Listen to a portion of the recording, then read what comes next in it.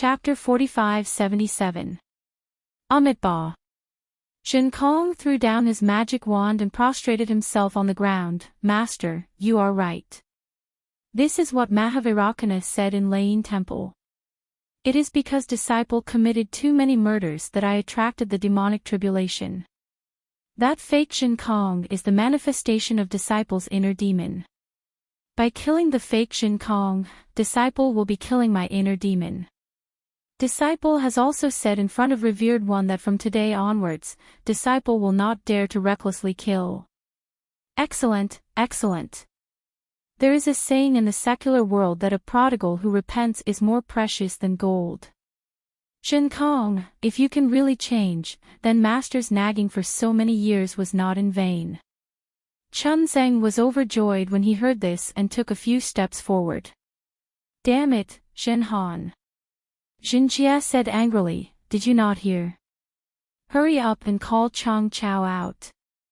Yes, yes, eldest senior brother. Seeing Xinjia, who even Tai Bai Jinxing did not want to provoke, Shen Han hurriedly floated to the front of the straw hut. As he walked in, he called out, Master, don't be anxious. Amitabha. Chun Zhang smiled and stood still. He looked at Shen Kong, who had his head lowered, and said with a smile, Master believes that this is the real Shen Kong. Chang Chao rubbed his eyes as he was dragged out of the straw hut by Shen Han. He looked around in confusion. Xinjia squeezed out a smile that he thought was amiable and asked, Chang Chao, you said before that you can differentiate between the real Shen Kong and the fake Shen Kong. To be honest, I do not believe those people from Lane Temple. I am afraid that they are trying to deceive Master. I believe that you also do not wish for a demon to harm Master. Can you see if this Shen Kong is the real Shen Kong? All right. Chang Chao's eyes flashed and he nodded vigorously at Xinjia before looking at Shen Kong, who was prostrating on the ground. Shen Kong. Xinjia yelled, raise your head and let the grass see if you are the real Shen Kong. Ai, eldest senior brother. Shen Kong said and raised his head, this little brother is Shen Kong. I can even recognize Lane Temple's Mahavirakana revered one. You. Shui Chao trembled when he saw Shen Kong lifting his head. His eyes were filled with fear as he instinctively dodged towards Chun Zhang. Chuanzong took a look and sighed, Xinjia, there is no need to look anymore. This is the real Shen Kong. Xinjia had already asked Yarrow Grass before. Now that he saw Yarrow Grass's fear and tightly clenched hands, how could he not know that this was the hatred in Yarrow Grass's heart? However, he still restrained his temper and asked, Chao Chao, you don't have to be afraid. If he is the fake Shen Kong, I can kill him with my rake. If he really is Shen Kong, you just nod your head. Chang Chao stared at Shen Kong. After a while, he nodded gently and hid his face in Chun Zhang's chest. Tears flowed from his eyes, and the hatred in his eyes slowly turned into relief. Shen Kong's expression also relaxed. He looked at Xinjia and said, eldest senior brother, you can rest assured now, right? Humph, of course I can't rest assured. Xinjia raises its hoof and slaps down on Shen Kong's shoulder. Shen Kong doesn't even have time to dodge. Xinjia curses, I was just chasing after 3 Yao Kings and you caused me so much trouble. Can't you just let me be less worried? You actually let Tai Bai Jinxing of the Immortal Palace and Manjushri of the Thunder Temple come over. You really made me lose face. Go, why aren't you going to beg for alms for your master? Also, scout the path and see if there are any demons ahead. Yes, senior brother. Shen Kong smiled and said, I will go now. Then, Shen Kong said to Chun Zhang, Master, disciple got a peach for you last time. This time, disciple will get some pears for you. Then, without waiting for Chun Zhang to say anything, Shen Kong somersaulted on the cloud and quickly left. Sigh, people will grow up. After going through this calamity, Jin Kong finally understood. Amitabha, Buddhism is boundless. Chunzong placed his palms together and bowed towards Nirvana. Then, he said to Jinhan, pack up your things. We should be on our way. After being delayed for so long, it is time to find a good family for Xiao Chao. Yes, master. Jinhan nodded and took out her Buddhist staff to pack up the scriptures. Draconic horse Jinfeng smiled bitterly and walked in front of Jinjia. Then, he obediently enlarged his body. And, this is not bad. Jinjia's body swayed and lay down on Draconic horse Jinfeng's back. He stretched his waist and said with a smile, damn it, I didn't sleep well at the bottom of the sea. Then, Jinjia realized that he had misspoken and hurriedly said, Xiao Chao, come to me. You can't always let my master carry you. Then, Jinjia lifted Xiao Chao from the ground and placed him on Draconic horse's back. Draconic horse Jinfeng was angry but did not dare to say anything. He only muttered, damn it, I am the 10th prince of the Eastern Sea Dragon Palace. Chunzong looked at his disciples and unconsciously smiled. His footsteps became lighter and he walked in front of them with his Buddhist staff in hand. Cultivation and the heavenly Tao had no concept of time. Unknowingly, close to 50 years had passed. During these 50 years, many things had happened in the 3 continents. The grand event of the 1,000 demons' sacred realm and the 7 sages becoming sworn brothers had become an old legend. The demon race had already replaced the previous 6 sages with the 7 sages. Every time the first sage was mentioned, they would be referring to the heaven-defying Thunder Phoenix and not the golden-winged Great Peng. However, what puzzled the demon race and surprised the human race was that the bloody storm they had expected did not appear. The heaven-defying Thunder Phoenix Great Sage did not force his way into the 1,000 demons' sacred realm. He only took the 6 demon realms offered by the 6 sages in name and did not show up again. There was no fighting for benefits. The strength of the 1,000 demons' sacred realm was not weakened. Naturally, the human race was extremely disappointed. The demon race also had different thoughts. Some felt that the heaven-defying Thunder Phoenix Great Sage was too weak and would not be able to survive in the Great Sage Hall for long. However, most of the demon race rejoiced and believed that the heaven-defying Thunder Phoenix Great Sage was the true first sage of the demon race. He deserved the title. The demon realms that did not belong to the 6 sages took the initiative to approach the heaven-defying Thunder Phoenix Great Sage's 6 demon realms. The first was naturally the Light Beast's Light Demon Realm. There were many more after that, but these demon realms were not big. Later on, the heaven-defying Thunder Phoenix Great Sage chose a demon realm that was neither too big nor too small as his own, combining it with the previous 6 demon realms and changing its name. This name was not out of the expectations of the 6 sages. They were called the Dubhe Demon Realm, the Heavenly Jade Demon Realm, the Fected Demon Realm, the Migres Demon Realm, the Alioth Demon Realm, the Mizar Demon Realm, and the Alcade Demon Realm. Of course, the demon race was still the demon race. Their bloodline was filled with competitiveness, and there was no such thing as modesty and courtesy. After the 7 great sages became sworn brothers, there was a rare period of peace. Then, when they saw their own strength increase, they had other thoughts, and the demon realm began to fight again. There were even some demon realms close to the hidden immortal continent that had plans to encroach on the human race.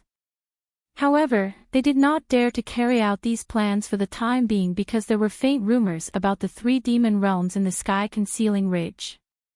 The heaven-defying Thunder Phoenix Great Sage had a very good relationship with the Taoist Grand Ascension stage of the human race. No one dared to take the first step and risk offending the first sage of the demon race. However, since there were rumors, there were naturally waves. 50 years was too short. Perhaps in another 50 years, these small waves would become a big wave.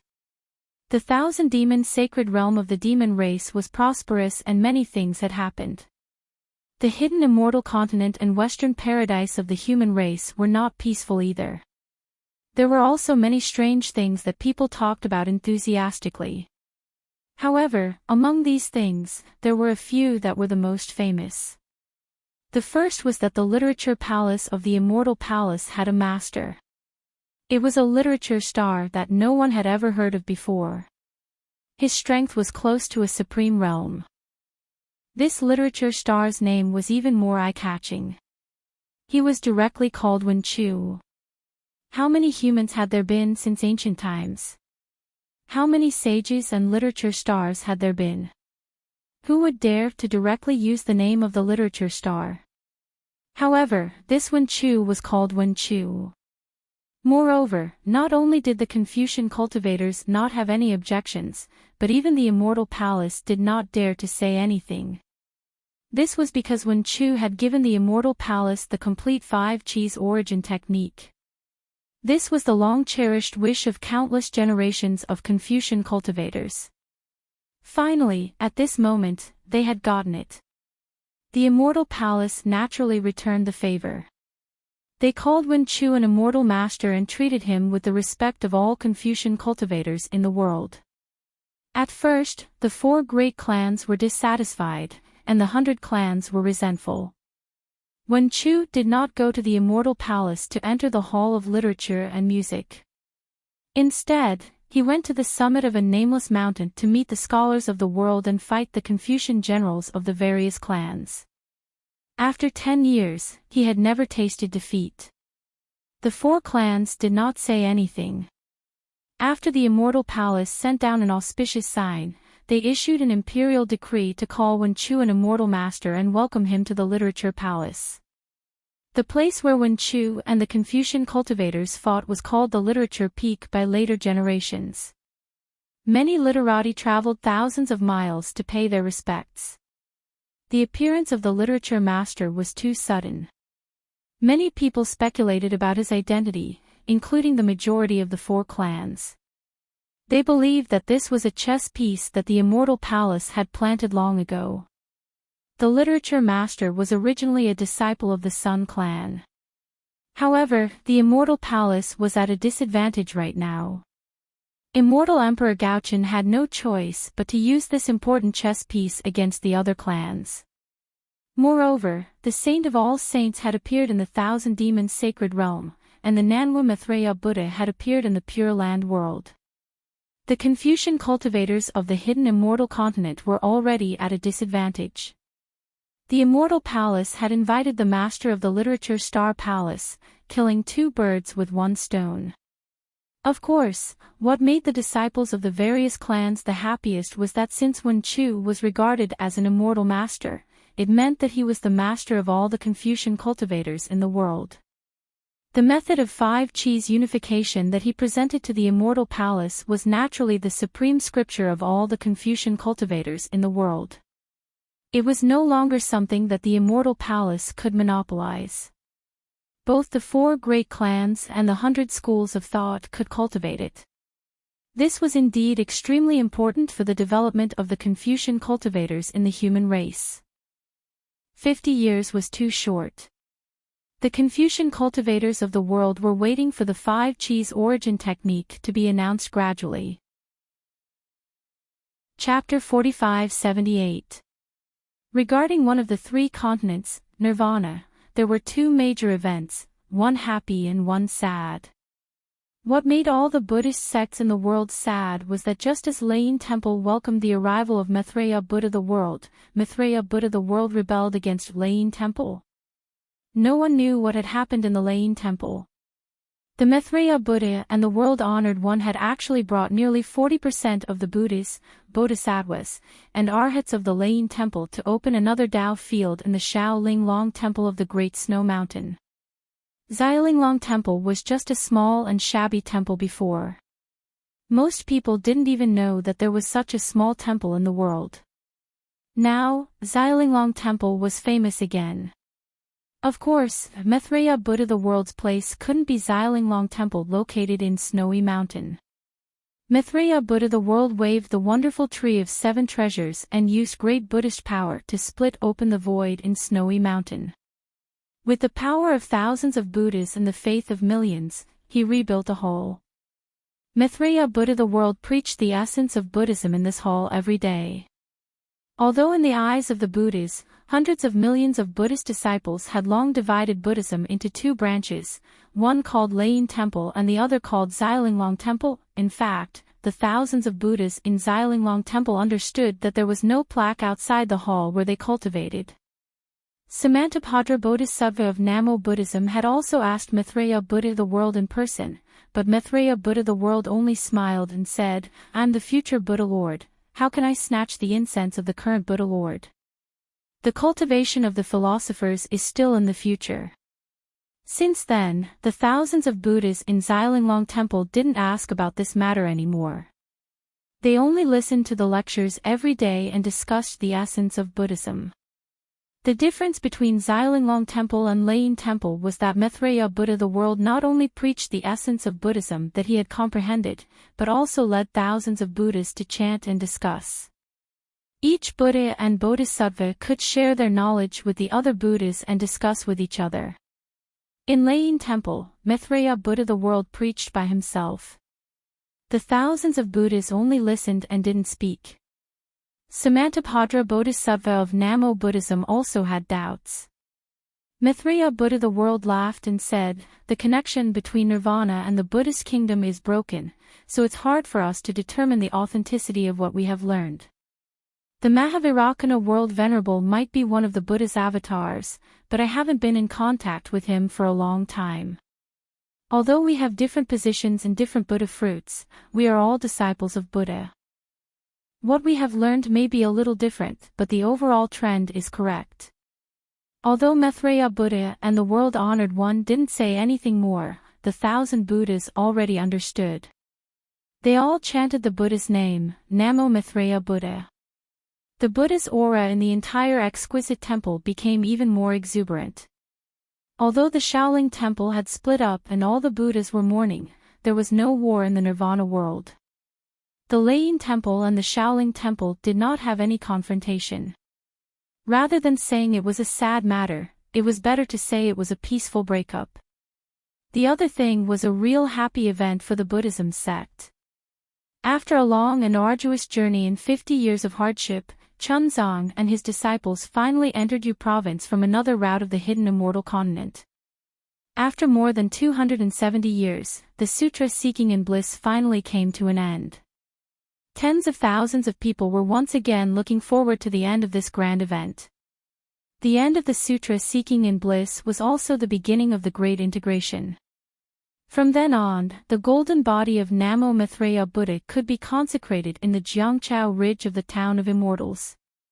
The scriptures and doctrines of the Confucian cultivators could also be taught in the Nirvana world.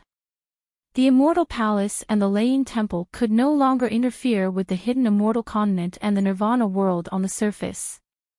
As for the Sutra Seeking in Bliss after the coast of the East Sea, it did not go as smoothly as Zhen Jia expected. In addition to the abrupt appearance of the 2 demon kings of the 1,000 demons sacred realm, there were also more and more Confucian cultivators who came out of nowhere. As a result, the Immortal Palace did not need to arrange any more tribulations. These troubles had already caused Zhen Jia, who had always been lazy, to complain incessantly. However, the Confucian cultivators of the human tribe had an advantage over the great demons of the demon tribe. Although they took action, they would never eat Chun Zhang's body as an elixir of immortality. They would never endanger Chun Zhang's life. At most, they would only threaten him. In the face of these threats, Chun Zhang only recited the sutra and treated them as nothing. The human tribe Confucian cultivators were helpless and could only vent their anger on Chun Zhang's disciple. Zhen Han was a member of the Immortal Palace, so the Confucian cultivators would not make things difficult for him. Dragon Horse Shen Feng was from the East Sea Dragon Palace. Although the Confucian cultivators wanted to deal with him, he kept saying that he was the 10th prince of the East Sea Dragon Palace. The Confucian cultivators could only believe him and not believe him. As for Zhenjie, his strength was close to the 9th level of origin energy. Even the sage of literature was not his match, let alone an angry martial grandmaster. Therefore, the most unlucky one was Jin Kong. After Jin Kong experienced the real and fake Jin Kong, Chun Zong saw a huge change in him. Of course, this change happened slowly and without arousing Chun Zhang's suspicions. He still faced these difficulties with the devil wand. When the devil wand did not work, he would still recite the sutra mantra and calmly face them. He was like an eminent demon race monk who had been baptized by Buddhist light. Although most of the Confucian cultivators were no match for Zhenjie, the Confucian cultivators' methods were endless. They were tens of thousands of times more powerful than the demon race. In the past 50 years, even someone as strong as Zhenjie had to suffer. He had to lie on Dragon Horse Shin Feng's back every day and groaned in torment. Damn it, when will these days end? These were the grand events that people were familiar with. However, there were many undercurrents that were not known to the public. One of them was the Fortune Gate in the soaring Dragon Mountain range in the Yu province. When the Confucian, Buddhist, and demon race were at their peak, the Daoist sect was also rapidly rising. Royal Highness Lan led hundreds of thousands of Daoist sect troops to step into the Thousand Demon Sacred Realm and annihilate a demon realm expert. After killing many greater demons, he crossed the northern and eastern seas and returned to the soaring Dragon Mountain range in a high-profile manner. From then on, the Fortune Gate openly appeared in the hidden Immortal Continent and no longer feared anything. After the Immortal Palace's Lunar Temple's expedition to the soaring Dragon Mountain range was defeated, they did not send any more troops to annihilate the Fortune Gate. Maybe because 50 years was too short, the Immortal Palace did not have time to send troops, or maybe Immortal Emperor Gaochen had other plans. However, after the Fortune Gate's disciples cleared the mysterious Yellow List, the mysterious Yellow Order's experts began to surround the soaring Dragon Mountain range. However, the mysterious Yellow Order's encirclement was different from the Immortal Palace's. They did not organize a large-scale battle, but instead sent out hunting experts to kill the Fortune Gate's disciples. Naturally, the Fortune Gate was not to be outdone. They also sent out disciples to hunt down the mysterious Yellow Order's experts. There were many battles between the two sides, and both sides had their own victories and losses. In the end, the mysterious Yellow Order's experts were angered and sent out an 8th-grade Origin Force literature saint to hunt down the Daoist sect's disciples. The first person to encounter this literature saint was Wang Bianfei. Even someone as strong as Wang Bianfei was almost killed by this literature saint. Wang Bianfei was shocked and fled into the soaring Dragon Mountain range with injuries. That literature saint did not give up. Not only did he attack the soaring Dragon Mountain range, but he also invited his close friends to attack the capital star formation. Moreover, he even arrogantly challenged Daoist Xiao. At this time, the soaring Dragon Mountain range was different from when Li Xiang and the others were at the Fortune Gate. Among the Fortune Gate's disciples, not only were there Daoist sect's experts at 7th grade Origin Force, but there were also formation masters. Under the protection of these disciples, the literature saints were not able to break through the formation. Just as the mysterious Yellow Order's experts were about to mobilize more Confucian disciples and plead with the Immortal Palace to send troops to annihilate the Fortune Gate, the mysterious Yellow Order's nightmare began. It was dusk, and a group of literature saints were about to join forces to attack the soaring Dragon Mountain range's grand defensive formation. Rumble. From the south of the soaring Dragon Mountain range, endless lightning bolts filled the sky, and when they reached the vicinity of the soaring Dragon Mountain range, it was like a heavenly river had suddenly burst out. Tens of thousands of lightning bolts fell like a lightning tribulation, surrounding the entire soaring Dragon Mountain range. The group of literature saints was shocked, and they thought that Xiao Hua had returned. They desperately resisted and tried to escape. Unfortunately, the several thousand li radius of the soaring Dragon Mountain range was sealed by lightning. No matter how hard these literature saints struggled, they could not escape. Of the 40-plus literature saints with 8th grade origin force cultivation, 23 were killed by the lightning bolts, and the rest were seriously injured.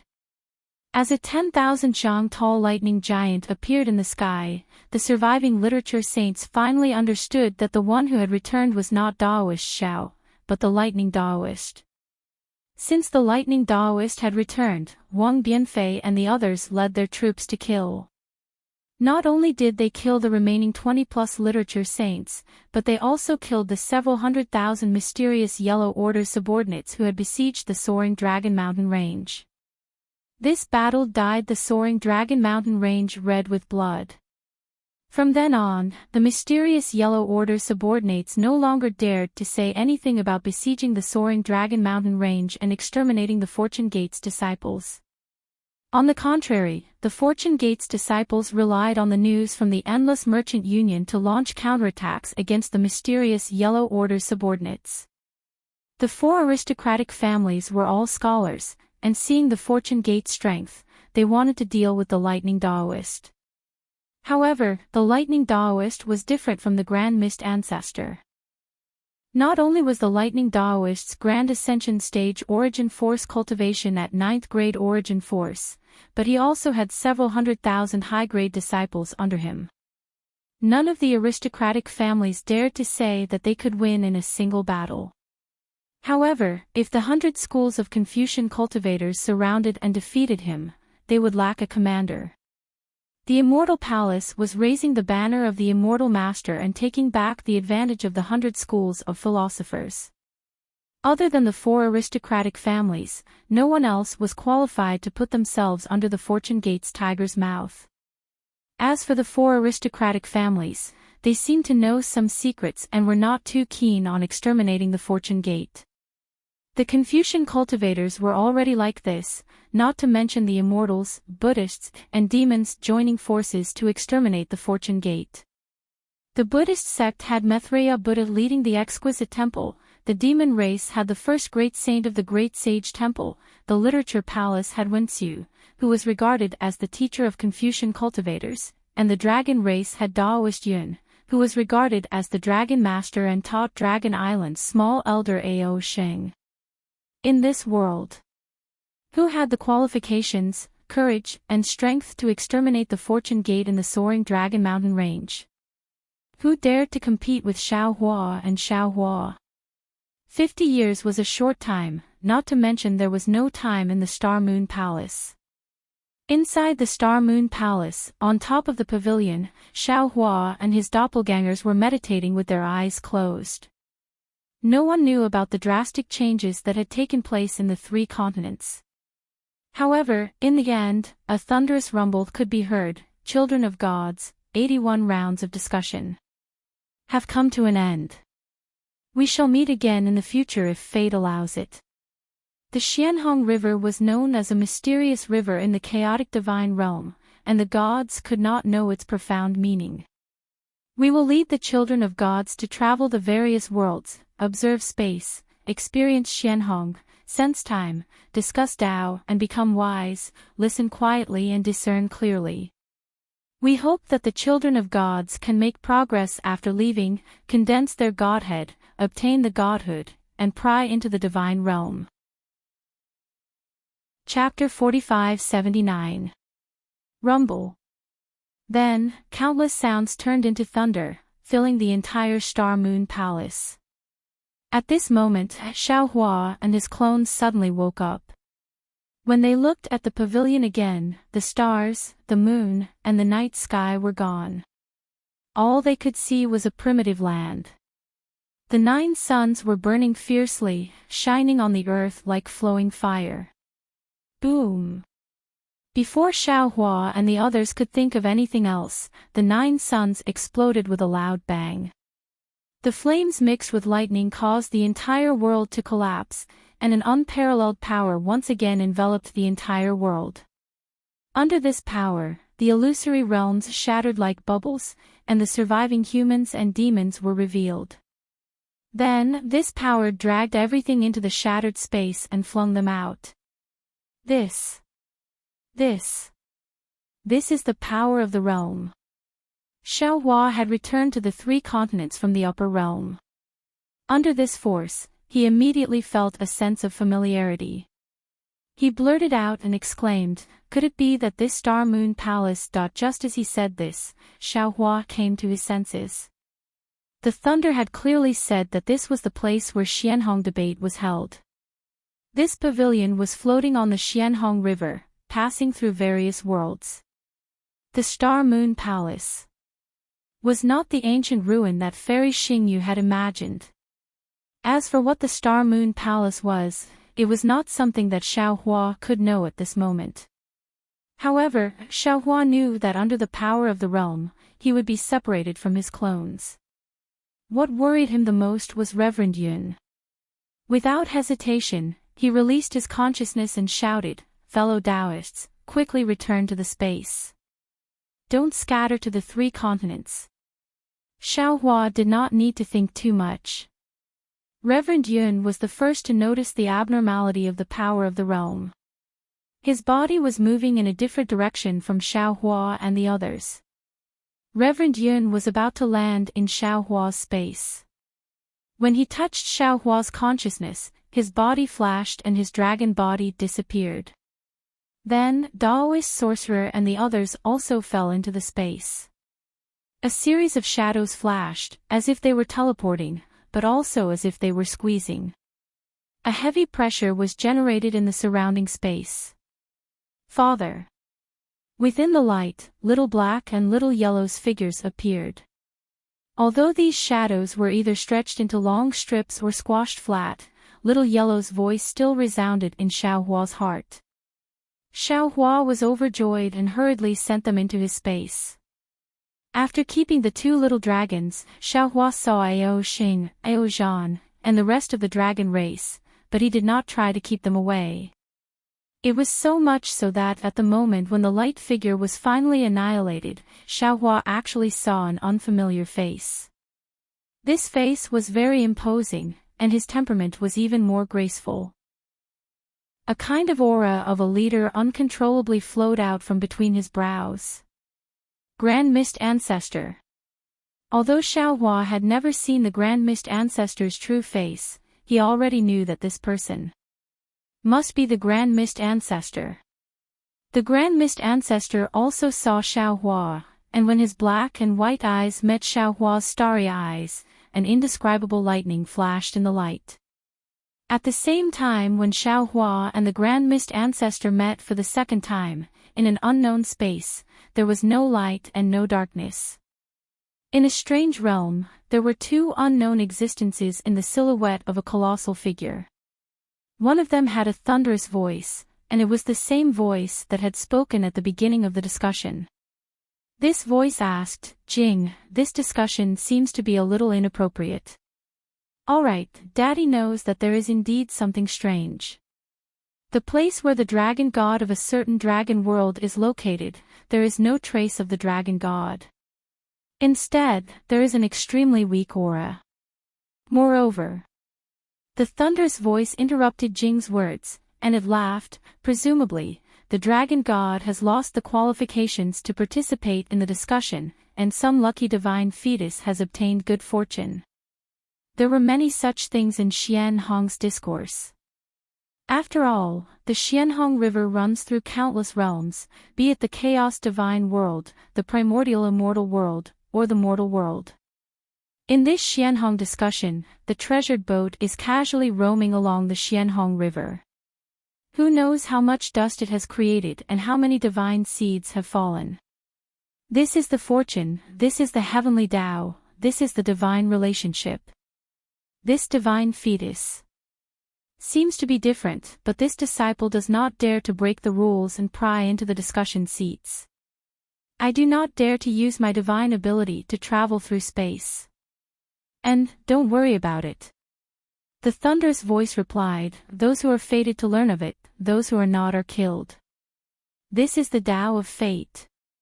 Also, Jing hesitated again. "What's wrong?" The thunderous voice was displeased, and it asked urgently.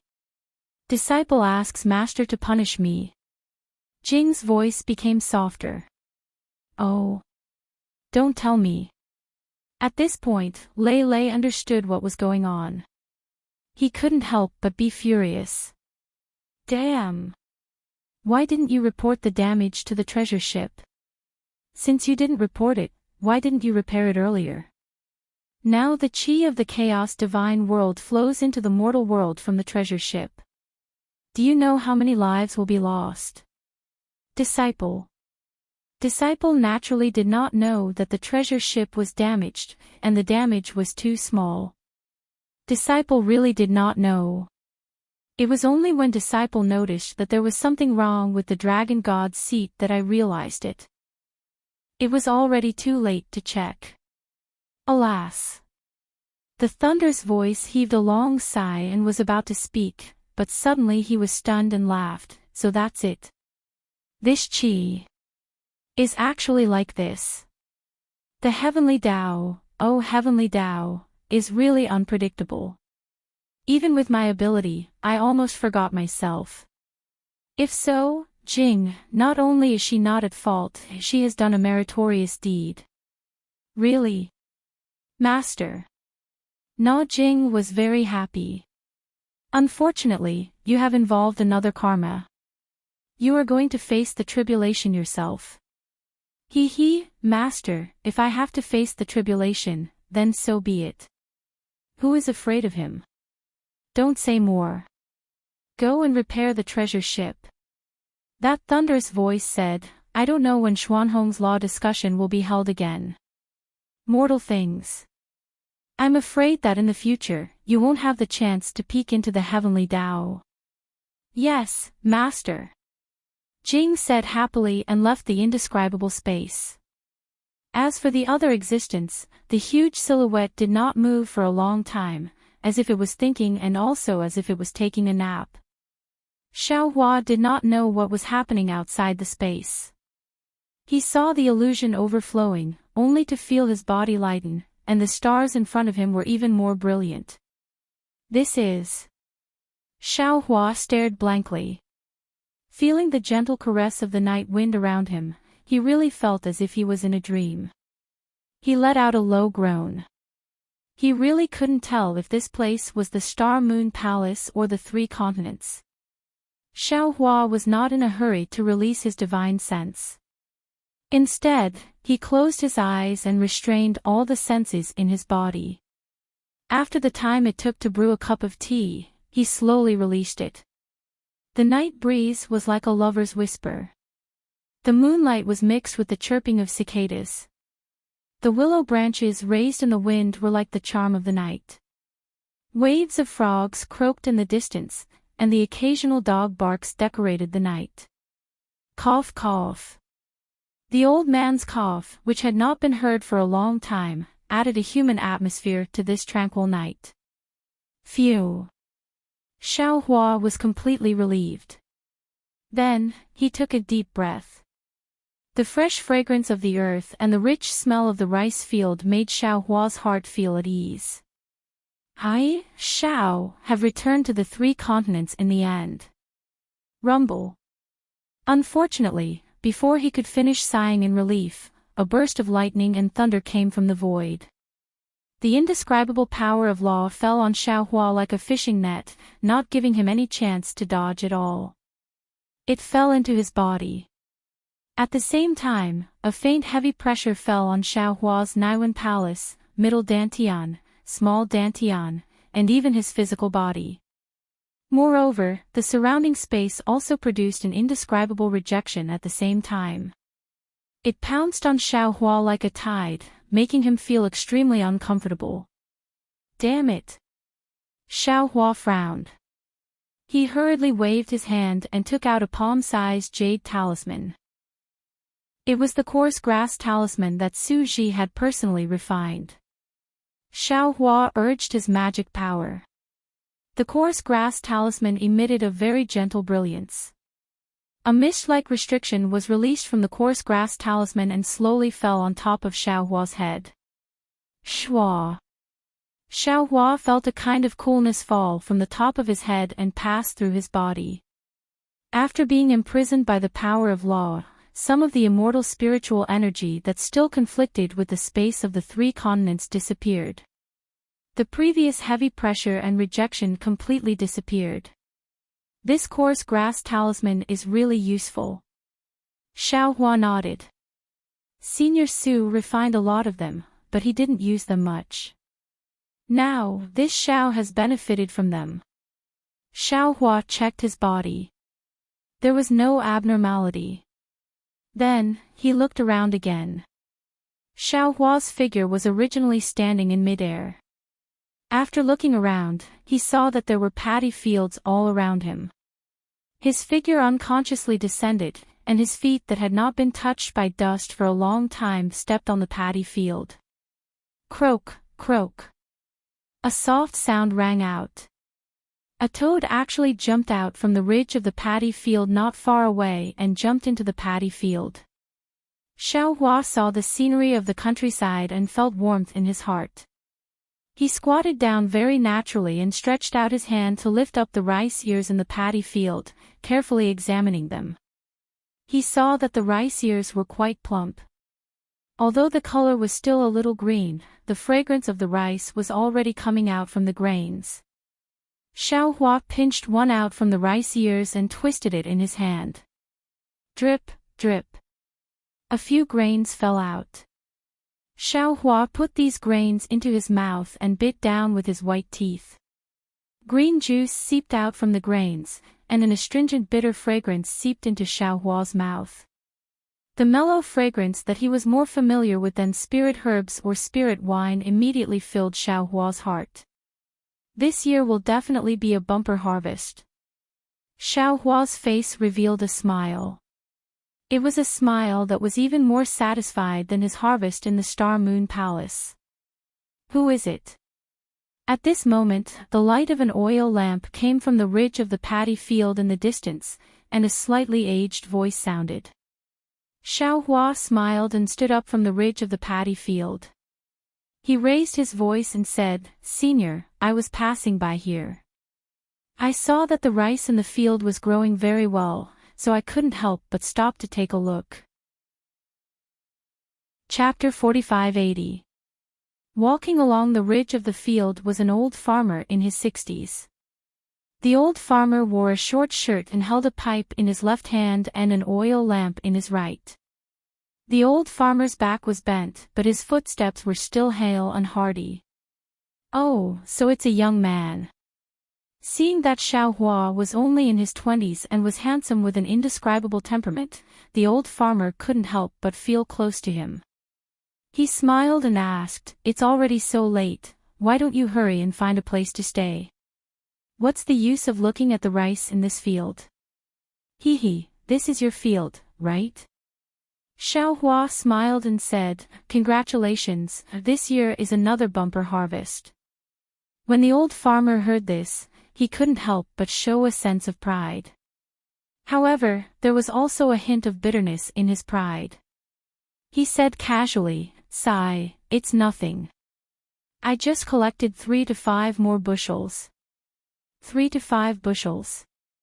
Xiaohua smiled and looked at the paddy field nearby. He said, "I see that the paddy fields nearby are all growing well. How could it be that you only collected 3 to 5 bushels? Young man, you also know farm work." The old farmer was already close. He stopped and asked curiously, "You have such soft skin and tender flesh, you should be a student." Xiaohua smiled and nodded. "You're right, I am a student. However, I was born in a farmer's family and I have farmed since I was young. I know everything about farming." Xiaohua unconsciously raised his head and looked at the hazy starry sky in the distance. The memories that he had picked up before entering Xingyue Palace slowly flowed out. Sigh. When the old farmer heard this, he sighed and said, "I understand. You students have it the hardest. When you were young, you had to read books by oil lamps. When you grew up, you had to travel. After traveling, you had to leave your parents to continue your studies. Young man, you probably haven't been home for a long time, right? I won't hide it from you. Xiaohua nodded and said, it's been a long time. It's been so long that I can't even find my way home. When I think of this, I feel that I'm unfilial. It's all right. The old farmer smiled and said, although there's no road under your feet, you still miss home. You can't be considered unfilial. After all, young people had to go out and explore. If there was a chance in the future, they would go back and take a look. We don't want you to have any glory or wealth, nor do we want you to be promoted. As long as you are safe and sound, father and mother will be happy. The old farmer's words were really simple. In Xiaohua's ears, his words were even more useful than Su Ji's immortal profound. His eyes were already somewhat misty. Although cultivation allowed Xiaohua's divine abilities to reach the heavens, his heart, in the end, couldn't leave the ground. You must be tired, young man. Seeing that Xiaohua didn't speak, the old farmer pointed to a small shed in front of him and said, come with me to rest there. It's already late at night, and everyone in the village is resting. Why don't you stay with me for the night? There's still some porridge in my shed that my son delivered last night. I'm afraid it's still warm. Drink some to warm your stomach first. Xiaohua originally wanted to refuse. How could he have the time to dawdle with an old man from the countryside? However, he really didn't dare to disappoint the old farmer's hospitality. After pondering for a bit, he bowed and said, deference is no substitute for obedience. This young one thanks the elder's good intentions. Let's go. Don't haggle over words with me. If we talk for a bit longer, the elegant words I learned from others will all be gone. The old man smiled and wanted to raise his hand to pat Xiaohua's shoulder. However, looking at Xiaohua's bright clothes, he didn't dare to raise his hand. As he spoke, he led Xiaohua to a place in the field. At the end of the field, there was a small shed. Below the shed, there were 5 or 6 wooden pillars inserted into the field. A few feet away from the field, there were some wooden planks that were used to set up seats. In the other direction of the shed, there were also some fields.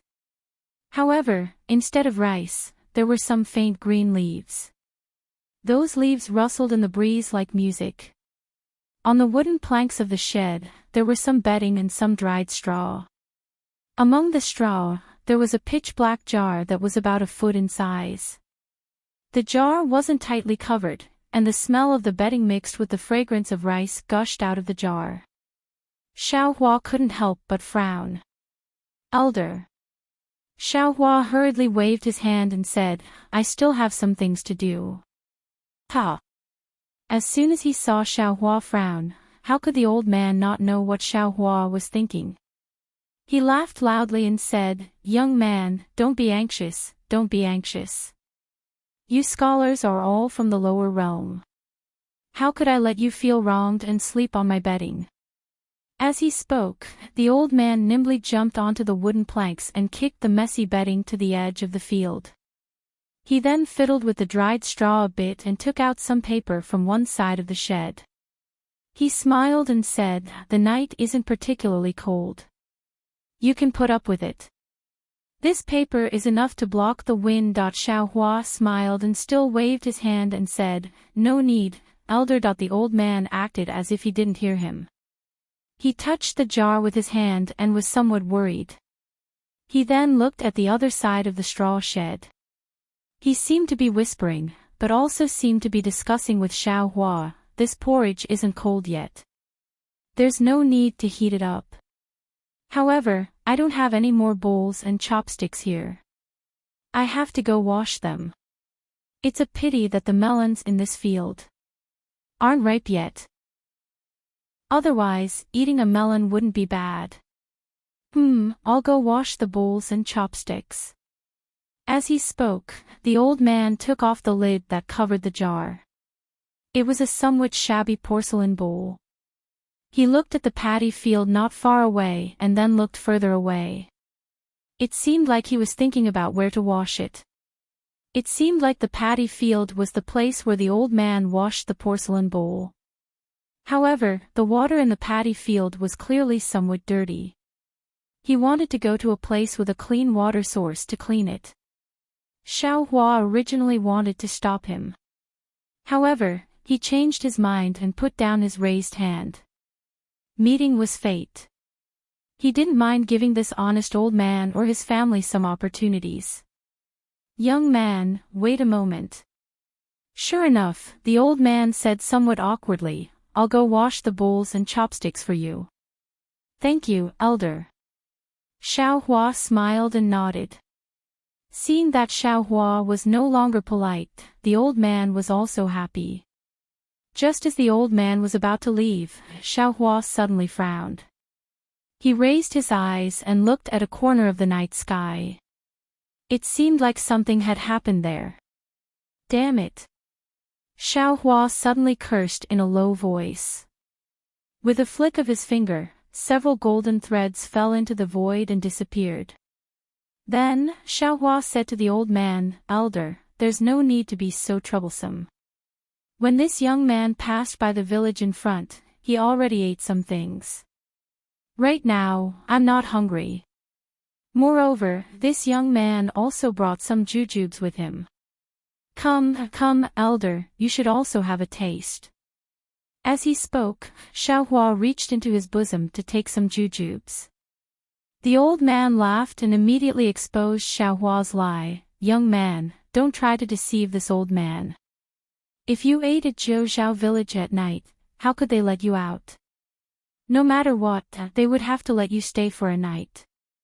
My Shao Empire's people have an unwritten rule. As long as they meet a wandering disaster victim, they must do their best to help, not to mention a traveling scholar like you. Shao Empire.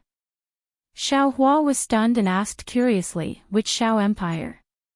It's the fiend god blood pool. Speaking up to hear, Xiao Hua first laughed. This old man was a country bumpkin, how could he know about the fiend god blood pool? Unexpectedly, the old man actually answered and said proudly, naturally, after the fiend god blood pool disappeared, Daoist Shao spread the good seeds and created the Shao Empire. Young man, don't tell me you don't know Yan Province's most famous Shao Empire. Sigh. Xiao Hua sighed and replied, Elder, you don't know. Actually, this young man is lost and doesn't know where he is going. Hee, it's about the same as what this old man thought. If you didn't get lost, how could a scholar without the strength to truss a chicken walk alone at night? You should rest at this old man's place for a night. Tomorrow, I'll let my eldest child help you find a book, boy. The old man laughed very honestly. Although he already had some doubts, he didn't say it until now. Obviously, he was protecting a scholar's self-esteem. Xiao Hua's heart warmed. He hurriedly took out a handful of spirit dates from his bosom and said, Elder, you really don't need to wash the dishes. This young man met a senior a few days ago. He gave this young man some immortal dates. If you don't believe me, you can try it. Just eat one and you won't be hungry for a day. Fresh dates. How can there be any fresh dates at this time? Oh, immortal. Immortal dates. The old man first thought that Xiao Hua didn't want to trouble him, but then he realized. When the fragrance of the immortal dates floated over, he couldn't help but be startled. He hurriedly waved his hand and said, Young man, this kind of immortal item. You should carefully keep it. Don't take it out so easily. It will bring disaster. It's fine. Xiao Hua smiled and said, This young man has always been careful. If it wasn't for Elder's concern for this young man wouldn't dare to take it out. As he spoke, Xiao Hua walked to the front of the shed, stepped on the wooden plank and sat down cross-legged. He raised his hand and said, Elder, come and try it. Okay. The old man didn't hold back and agreed. He stepped into the paddy field and washed the porcelain bowl and chopsticks that still had some rice grains in it. He then walked back with a smile. After putting away the bowl and chopsticks, the old man sat on the wooden plank of the shed. His feet that were dripping with mud dangled outside the plank. The old man sat down and carefully picked up a spirit date from Xiaohua's hand. He smelled it and gently bit a small crescent moon with his teeth. Then, he chewed it a few times. The old man didn't bite much, so how could he chew it? However, the fragrance still filled his mouth and nose, and a warm current flowed into his throat. It really is an immortal item. The old man's eyes were filled with surprise. He carefully put the spirit date that he bit a bit into his bosom. Needless to say, the old man took the spirit date and naturally left it for his family. Xiaohua didn't ask him if it was for his wife, his children, or his grandchildren. He simply put all the dates in his hands on the wooden plank and said with a smile, "Elder, you can eat it yourself. There are still so many here. You can take them all." Chapter 4581. This. How can this be?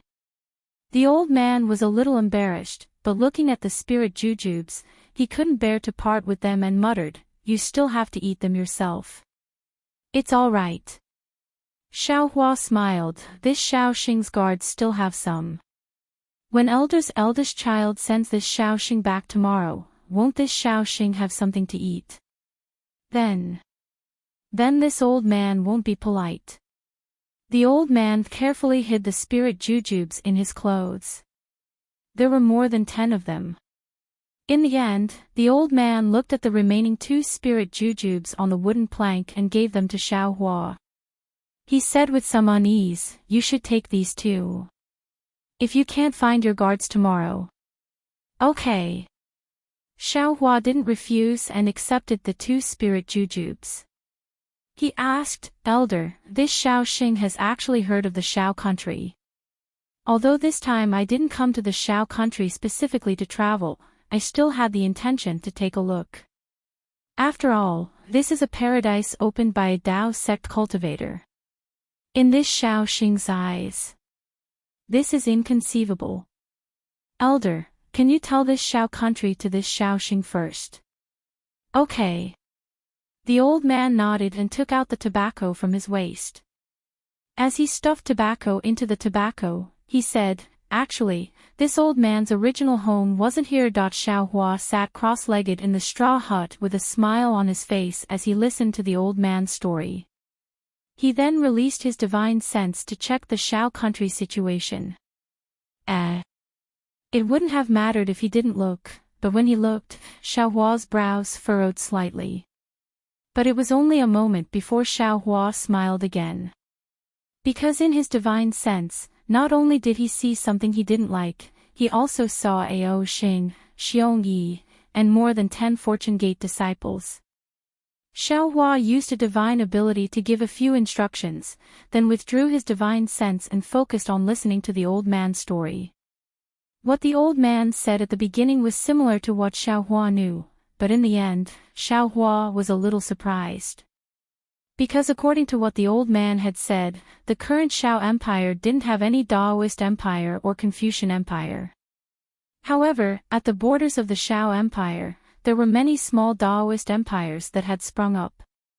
These Daoist empires were constantly encroaching on the borders of the Xiao Empire.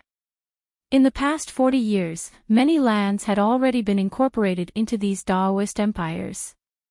The farmers who were originally farming on these lands were either incorporated into the Daoist empires or forced to search for land in the Xiao Empire. Of course, there were even some who lost their homes again. This Xiaohua. Xiaohua sneered and thought to himself, there are only 2 origins of this Dao sect. One is the Grand Mist Ancestors' subordinates. They want to get a share of the Xiao country. However, these Dao sects are only a small part. The majority of them have other origins. They must be the disciples of the 100 schools of thought. They don't dare to openly defy the 4 great families. It's the orders of the sage of literature from the other families. Instead, they support some puppet Dao sects to do shady business. Sigh. In the end, the old man sighed. He looked into the distance and said, "The border of the Mo country is only a few hundred li away from our village. Perhaps it won't be long before our village is occupied by the Mo country. I heard that the king of the Mo country is very domineering. Anyone who joins the Mo country has to pay a heavy tax. Previously, there were many people who voluntarily joined the Mo country, but now they are regretting it. Some of them escaped. However, the land in the Shao country already belongs to someone. When they return, it's inevitable that there will be some fighting. A few days ago, there was even a fight." "Old sir." Xiao Hua nodded. He pointed at the place where his divine sense had swept and asked, "Previously, when this Shao Xing came from there, I saw many people flying in the sky. They used spells to throw some huge rocks and soil into the paddy field. Is this the Mo country's way of seizing land? What a sin." When the old man heard this, he couldn't help but reveal a regretful expression. He said, "The paddy field that was planted for half a year was destroyed just like that. How could they care about the lives of us farmers? Even if they want to occupy the land, they don't have to destroy the farmland." The rice that was about to be harvested was all gone in an instant. After saying this, the old man said, "Young man, you're right. This is just one of their methods of seizing land. If they destroy the farmland, we farmers will no longer be able to cultivate. Naturally, we will have to go elsewhere. Wouldn't this land be barren? They will naturally take it back. Is there any other way?" Xiao Hua looked interested. However, his eyes had long since narrowed, looking a little angry. "This is nothing." The old man bitterly smiled. "There's something even more outrageous. Elder, tell me. Let this Shao Xing broaden his horizons." Xiao Hua asked. "I heard that sometimes, they will take advantage of the night when the villagers are asleep and use their magic to make a village's thatched cottage disappear. When the villagers wake up, they have no home. These villagers can only take the initiative to leave." The old man thought for a moment and said, "Also, if there are still people who don't leave, they will turn the village into a lot of snakes, rats, and even ferocious beasts. They will bite the villagers to death or scare them away. Damn it." Xiao Hua couldn't help but curse. "Also," the old man said again, "if this doesn't work, they will turn the surroundings of the village into cliffs, making it impossible for the villagers to leave. They will starve to death." "I got it." Xiao Hua stood up. His face was a little gloomy. He said, "Good will be rewarded, evil will be repaid. It's not that there won't be any retribution.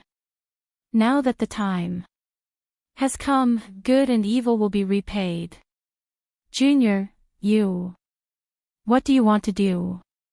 The old man hurriedly stood up in fright. He pulled Xiao Hua and said, "You are just a scholar who doesn't even have the strength to truss a chicken. Don't let your emotions affect your decisions. Don't worry, Elder." Xiao Hua smiled and patted the back of the old man's rough hand. He said, "Previously, it was this Xiao who didn't think it through. This Xiao's ability is limited. Moreover, this Xiao's development has indeed exceeded this Xiao's expectations. Now, this Xiao has the ability to protect all of you. All of you can peacefully live and work here." As he spoke, Xiao Hua's figure slowly flew up into the air. Bursts of lightning appeared around his body. As the thunder rumbled, the entire horizon was illuminated by golden light. Shao country is Daoist Shao country. It is also the Shao country of a group of displaced commoners. No matter if it is the human race or the demon race, if they can peacefully live in my Shao country, this Shao will welcome them. However, if there are people who have ulterior motives and rely on their divine ability to bully the commoners, then they are going against this Shao and making things difficult for this Shao. I am Daoist Shao. Today, I give the order. Evil. Evil will be repaid. Whoever dares to have any ideas about my Shao country, tonight, will pay back tenfold. Xiao Hua used his divine ability. Every word and sentence was like thunder in the Shao country. Whether it was the commoners, Confucian cultivators, or Daoist sects, they were all awakened. Daoist Shao, Daoist Shao. The old man in the straw hut seemed to have awakened from a dream. He couldn't help but fall to the ground and say with his head, Daoist Shao, the savior, you have finally come. Then, he was even more surprised. He jumped up and rushed to the village as if he had gone mad. He shouted, I see Daoist Shao, I see Daoist Shao. Xiao Hua saw lights appear on the ground, like hearts that were awakening. He took out the Kunlun mirror. With a shake, tens of thousands of Xinhua continent's disciples flew out.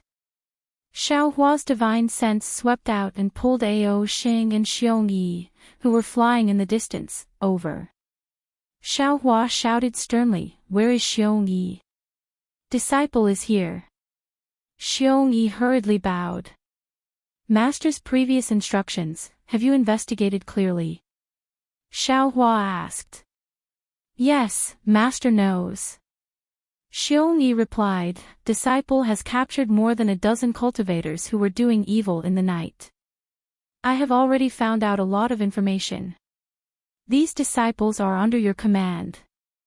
Xiao Hua raised his hand and pointed at the army of tigers and wolves. He ordered, I'll give you 1 day's time to destroy all the countries around the Shao country. Capture those evil monarchs back to the soaring Dragon Mountain range and interrogate them.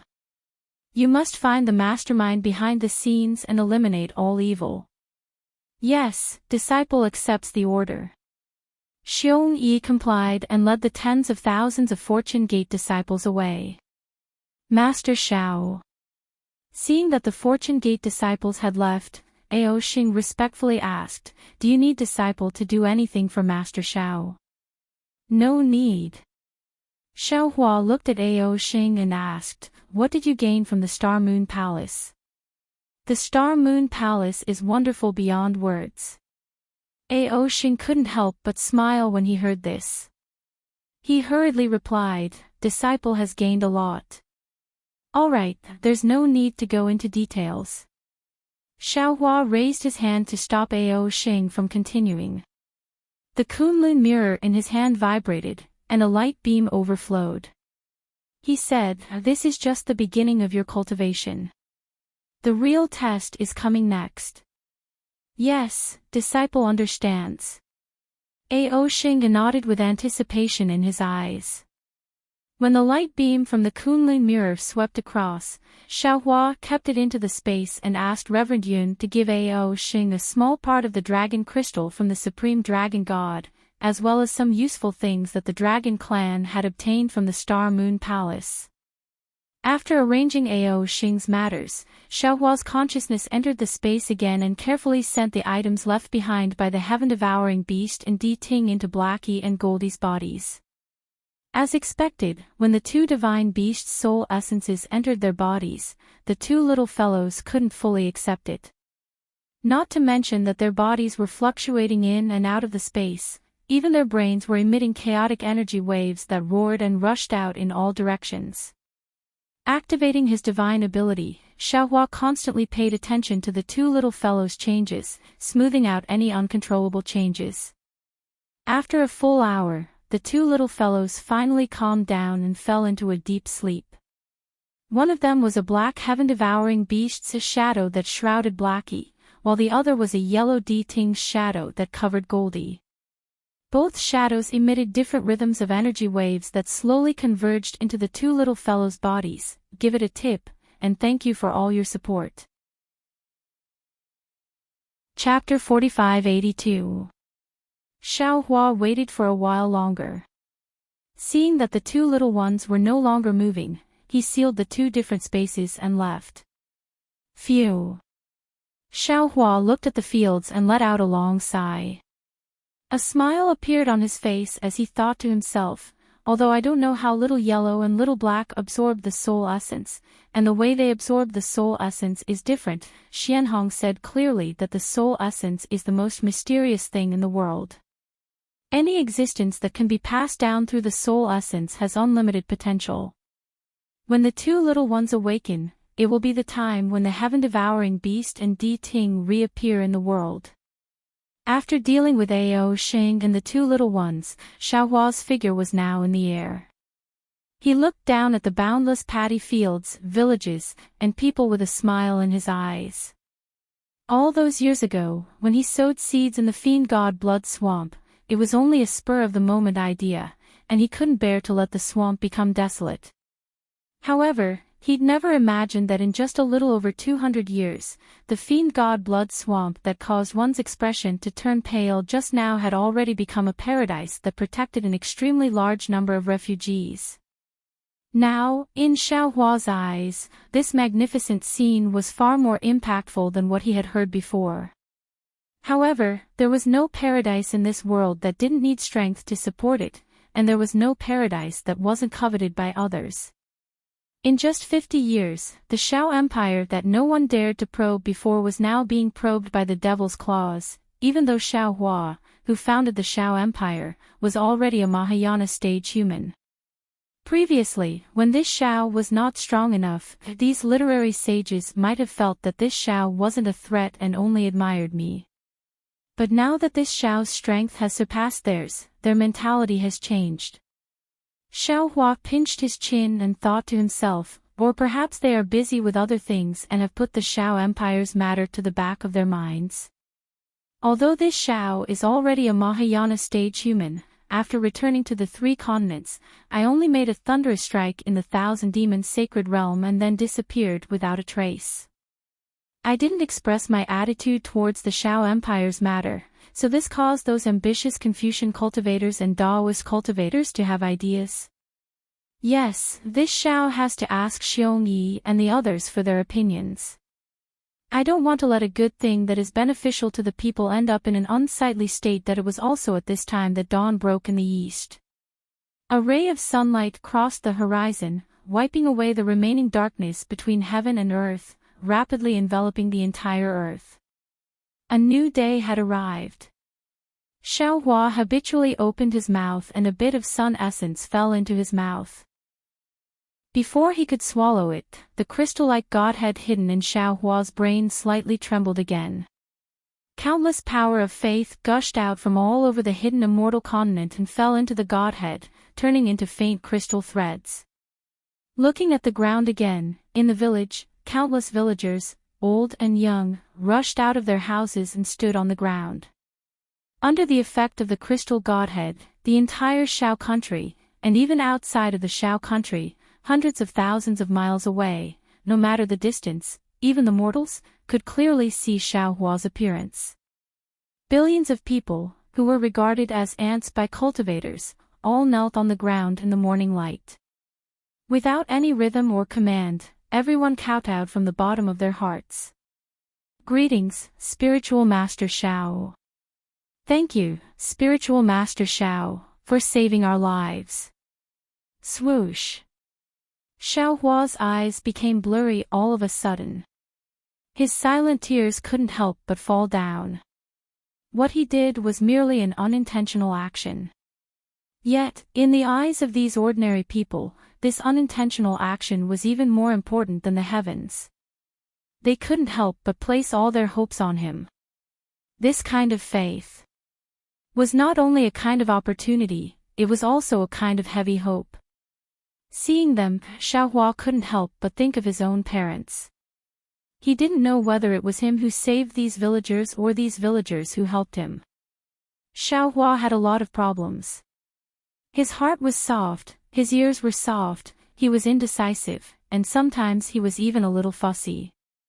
He liked to be a good person, but he had an advantage that others didn't often have, and that was gratitude. Even if he was an ant in the eyes of cultivators, as long as Xiao Hua had the slightest kindness, he would repay it with gusto. If it was someone else, seeing billions of villagers kneeling and kowtowing, they wouldn't be able to help but be high-spirited and full of vigor.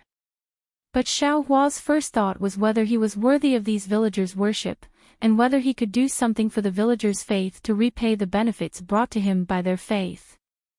Xiao Hua took a deep breath and raised his hand. Without using any magic power, he lifted the billions of villagers. Xiao Hua's voice reverberated within several thousand li radius, as if it was ringing in the villagers' hearts. Everyone, please rise. This Xiao was born in a farmer's family. Although this Xiao has cultivated for a long time, seeing you is like seeing this Xiao's parents, like seeing this Xiao's family. There are many goals in cultivation, either to defy the heavens with one's own strength, or to seek immortality by following the heavens. But this Xiao has always thought that these goals are too lofty. This Xiao's goal in cultivation is to live a peaceful life, and to use my strength to protect the world's people when they are in trouble. Since everyone believes in this Xiao and worships this Xiao, then this Xiao also swears that this Xiao will not let you down in this life, and my fortune gate will also not dare to let you down. Ka-cha-cha. Lightning rumbled within 10,000 li radius, and images of heavenly dragons, flying phoenixes, cheilants, and other illusory images appeared. Thousands of auspicious signs rushed out from the void, covering the entire Xiao country. While everyone was still in shock, the lightning gathered and condensed into a lightning bolt as thick as a child's arm, striking straight down from the sky. Daoist Xiao. Everyone turned pale with fright, and their hearts trembled. Boom! The lightning bolt landed on Xiao Hua's forehead, and a dreamlike landscape atlas appeared under the lightning bolt. It then entered Xiao Hua's body and rushed into the crystal-like godhead. Then, a kind of peace, a kind of tranquility, and a kind of absolute trust fell into the crystal threads connected to the godhead, transcending time and space, and filled the hearts of millions of villagers. Feeling the same as Xiao Hua, millions of villagers had tears streaming down their faces. Whether they were young or old, that kind of gratitude and Xiao Hua's appearance were deeply engraved in their hearts. Master. At this time, Xiong Yi's voice sounded, disciple has already captured all the Xiao country's rulers and royal family's disciples. So fast. Xiao Hua was a little dazed. It had only been half a day. Xiong Yi reported meticulously, good, Master knows that there are 21 Taoist countries near the Xiao country, 10 Confucian countries, and 3 Buddhist countries. Among them, 2 Buddhist countries and 1 Confucian country did not encroach on the Xiao country's territory. The remaining 30 countries are nothing but ants in front of our Fortune Gate's army. Wherever our army passes, they crumble. There is no decent resistance. Good, you lead the way, we will return to the soaring Dragon Mountain range. Xiao Hua ordered, and took out the Pegasus from his space. The Pegasus stretched its neck and neighed, and with a flap of its wings, it rushed towards the soaring Dragon Mountain range.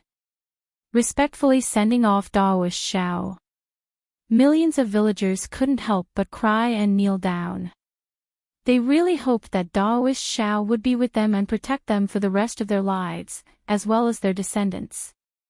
However, they were clear that while they were busy all year round, working hard for their own livelihood, Daoist Xiao also had to cultivate.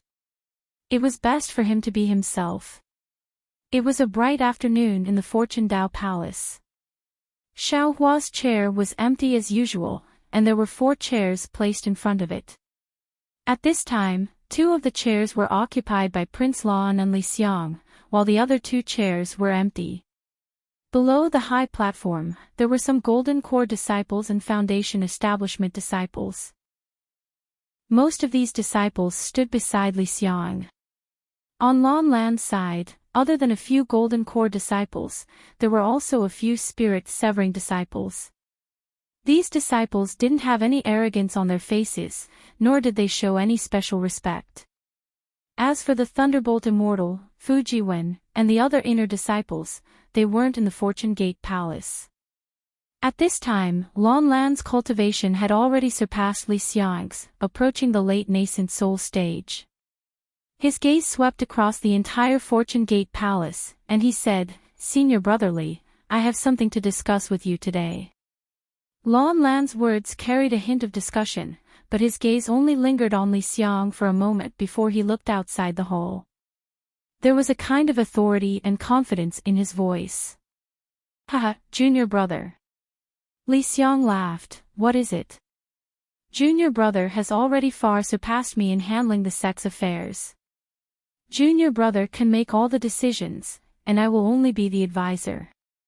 Just as Royal Highness Lan was about to speak, his gaze swept past the spirit-severing disciples beside him, and his tone changed as he sighed. Sigh. When senior brother mentioned planning, junior brother can easily recall the time when you, me, Xiong Yi, and junior brother Chang Yu racked our brains on how to develop the Fortune Gate. Sometimes, we even quarreled over some differences of opinion. Although it was difficult at that time, looking back, it was true happiness.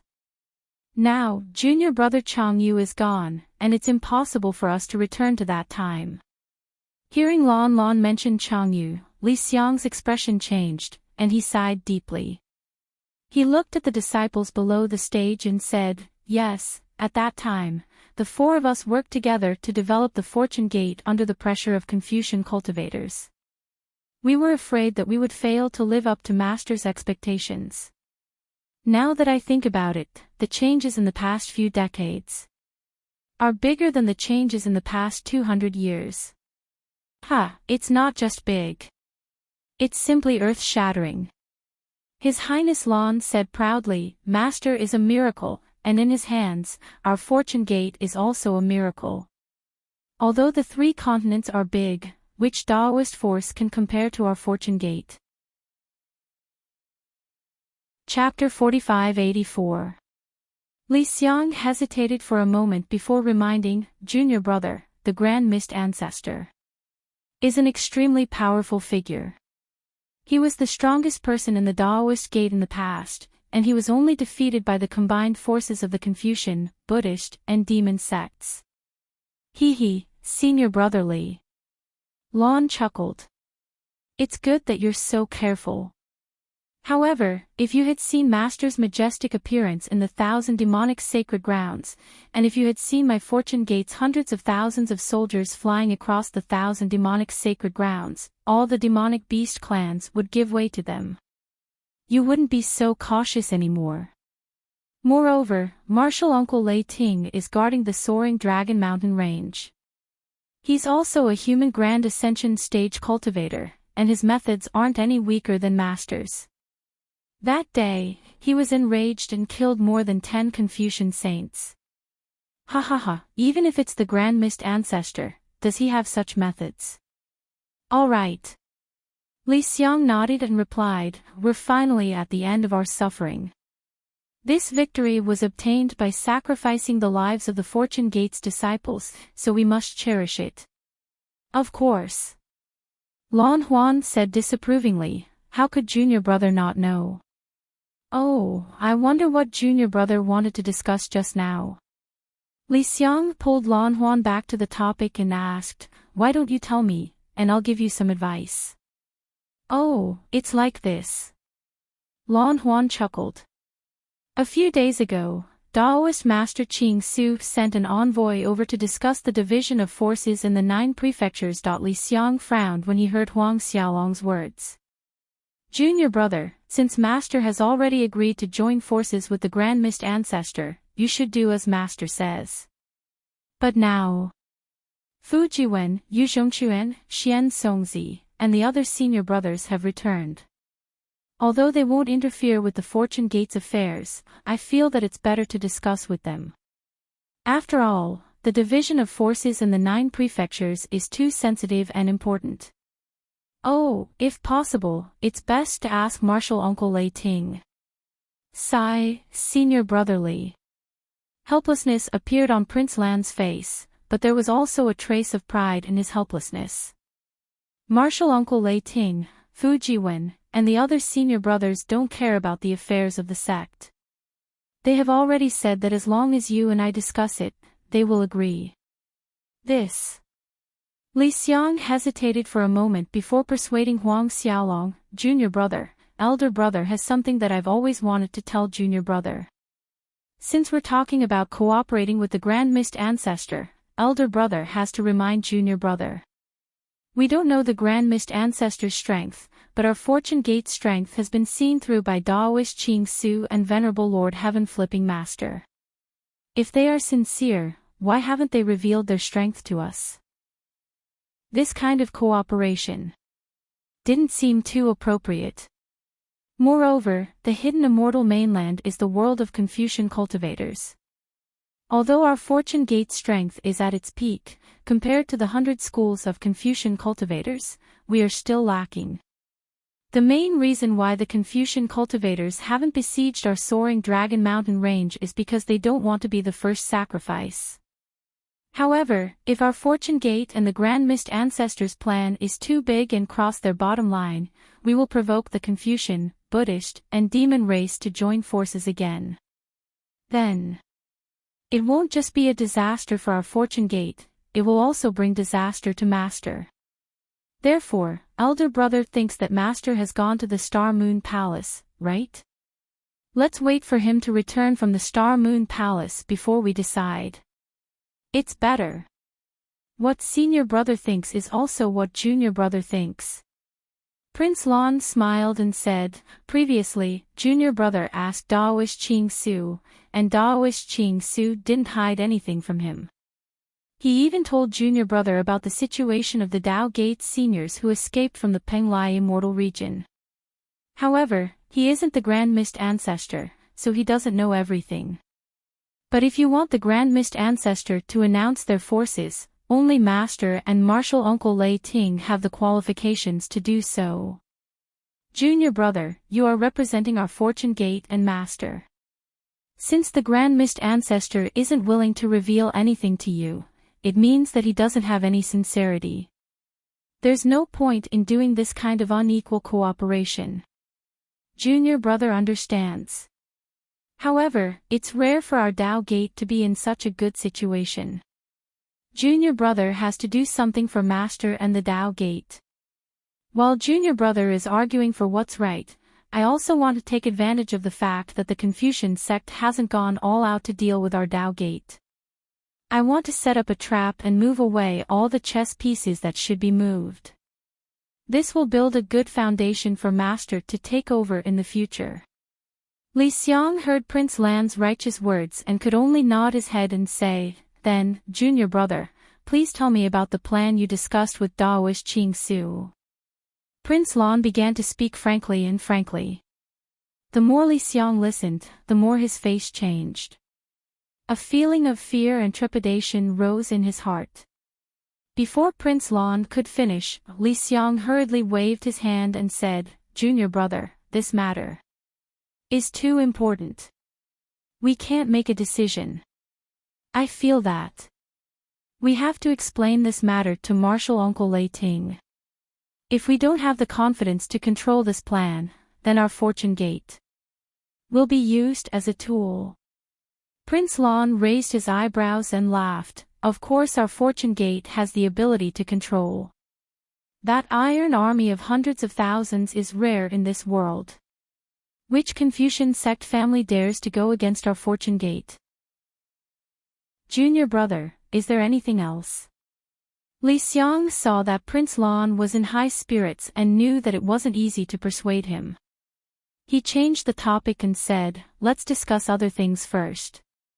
Let senior brother think about this matter. All right. His Highness Lan helplessly agreed. He was somewhat resentful of this unambitious senior brother of his.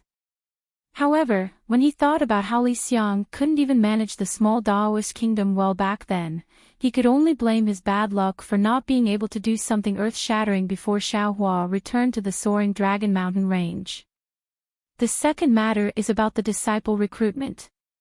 His Highness Lan's tone had lost its fervor, and his interest waned as he said, although the mysterious yellow token has stopped attacking our soaring Dragon Mountain range, little brother feels that there will still be mysterious yellow tokens in the U province and the other 8 provinces. This is very disadvantageous for our Fortune Gates recruitment. Junior brother wants senior brother Yufang to bring some low-level disciples to other parts of the hidden immortal mainland to recruit disciples. Li Xiang didn't think much of it and nodded. Recruiting disciples has always been our Fortune Gate's #1 priority. Senior brother Yufang will also bring Qin Xiaoyao and the other disciples. After all, senior brother Yufang is not familiar with the hidden immortal mainland.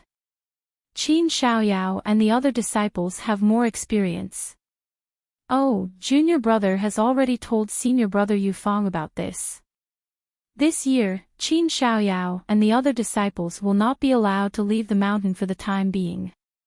Prince Lan smiled and said, after all, the outside world is much more dangerous than before. Li Xiang was stunned for a moment, and he raised his head to look at Yufang, who was neither arrogant nor humble. A bitter smile appeared on his face. Yufang was a spirit-severing disciple, and he had followed Prince Lan back from the Thousand Demons' sacred grounds. Normally, Yufang and the other disciples would be guarding the Fortune Dao Palace and listen to Prince Lan's and Li Xiang's orders. But in reality, Yufang and the other disciples only listened to Prince Lan's orders and turned a deaf ear to Li Xiang's orders. Therefore, Prince Lan used Yufang as an excuse, and Li Xiang couldn't do anything about it. Although Li Xiang had a trace of suspicion in his heart, and felt that Prince Lan was taking advantage of the disciple recruitment to expand his strength, he didn't have any evidence against him, and he didn't want to think in that direction. Alright, since junior brother has already made up his mind, then we'll do as junior brother says. Li Xiang smiled. We're all working hard for the development of the Fortune Dao Palace. Senior brother is willing to support you unconditionally. In that case, many thanks to senior brother. Prince Lan smiled proudly, and then looked at the Fortune Dao Palace in high spirits. In the past 50 years, he had made decisions in the Fortune Dao Palace more than once, and he was already used to the feeling of being able to act freely. Disciples. Suddenly, a thunderous voice resounded in the sky above the soaring Dragon Mountain range. Daoist Xiao is back. Open the mountain protecting Grand Array and line up to welcome him. Ah. Moss. Master is back. When Li Xiang heard the lightning Daoist's voice, he immediately jumped up from his seat and exclaimed in disbelief, He's finally back. Prince Lan was also shocked for no reason. When he came back to his senses, he looked at the jubilant atmosphere in the Fortune Dao Palace, and he felt as if he had been pushed down from the clouds into the abyss. His face was filled with ecstasy as he shouted, Yes, yes. Master is finally back. Senior brotherly, let's hurry up and welcome him. Yu province was far away from Gun province, but with Xiao Hua's lightning escape, it seemed closer. Before the soaring Dragon Mountain range appeared in Xiao Hua's divine sense, the lightning Daoist's voice sounded in his mind again. Ha, fellow Daoist, you're finally back. What did you gain from the Star Moon Palace?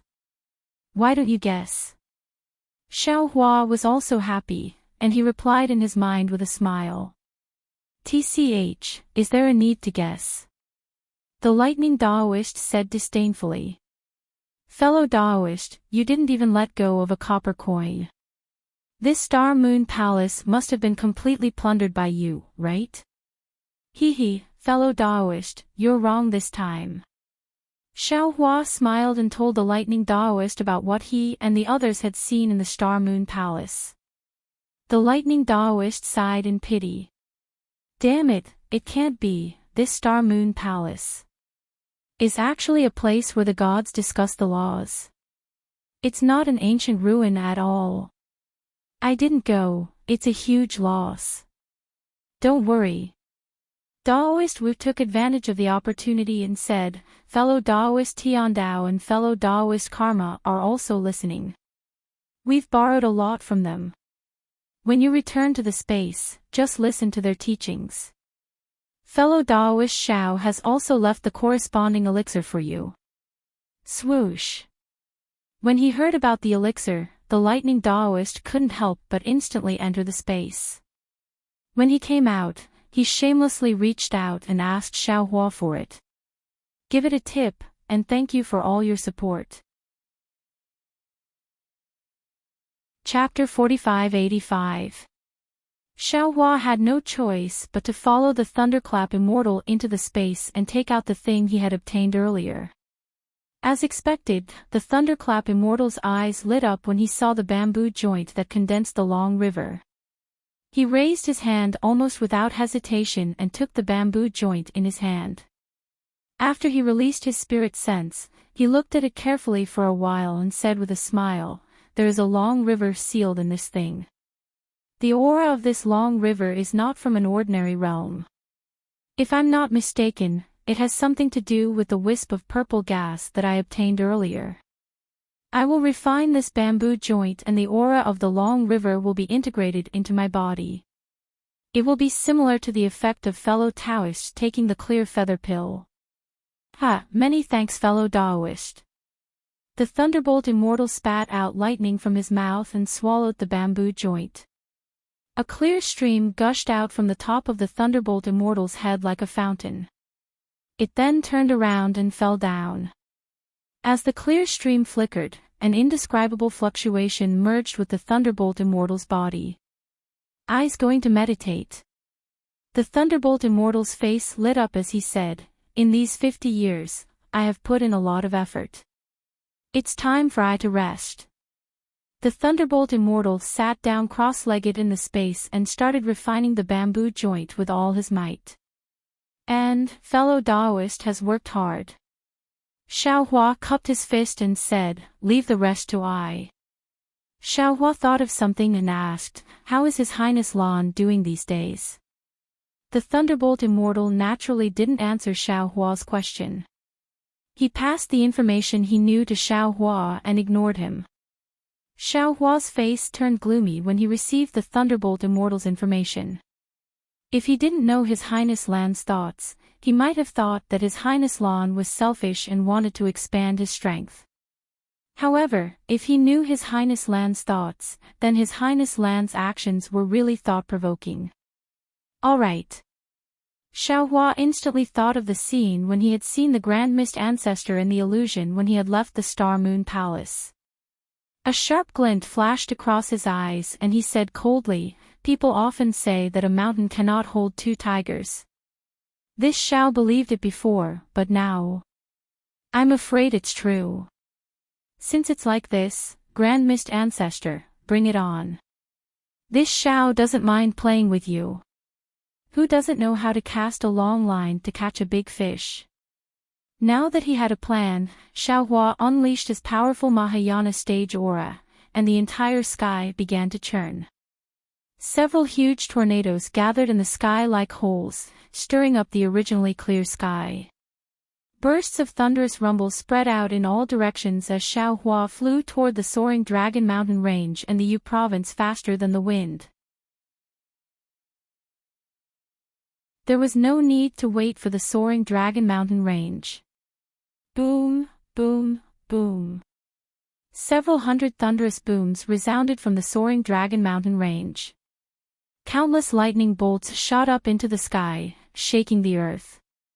Two giant lightning boats, several 100,000 Fortune Gates Iron Army, and millions of Fortune Gates low-level disciples emerged from the soaring Dragon Mountain Range to welcome them.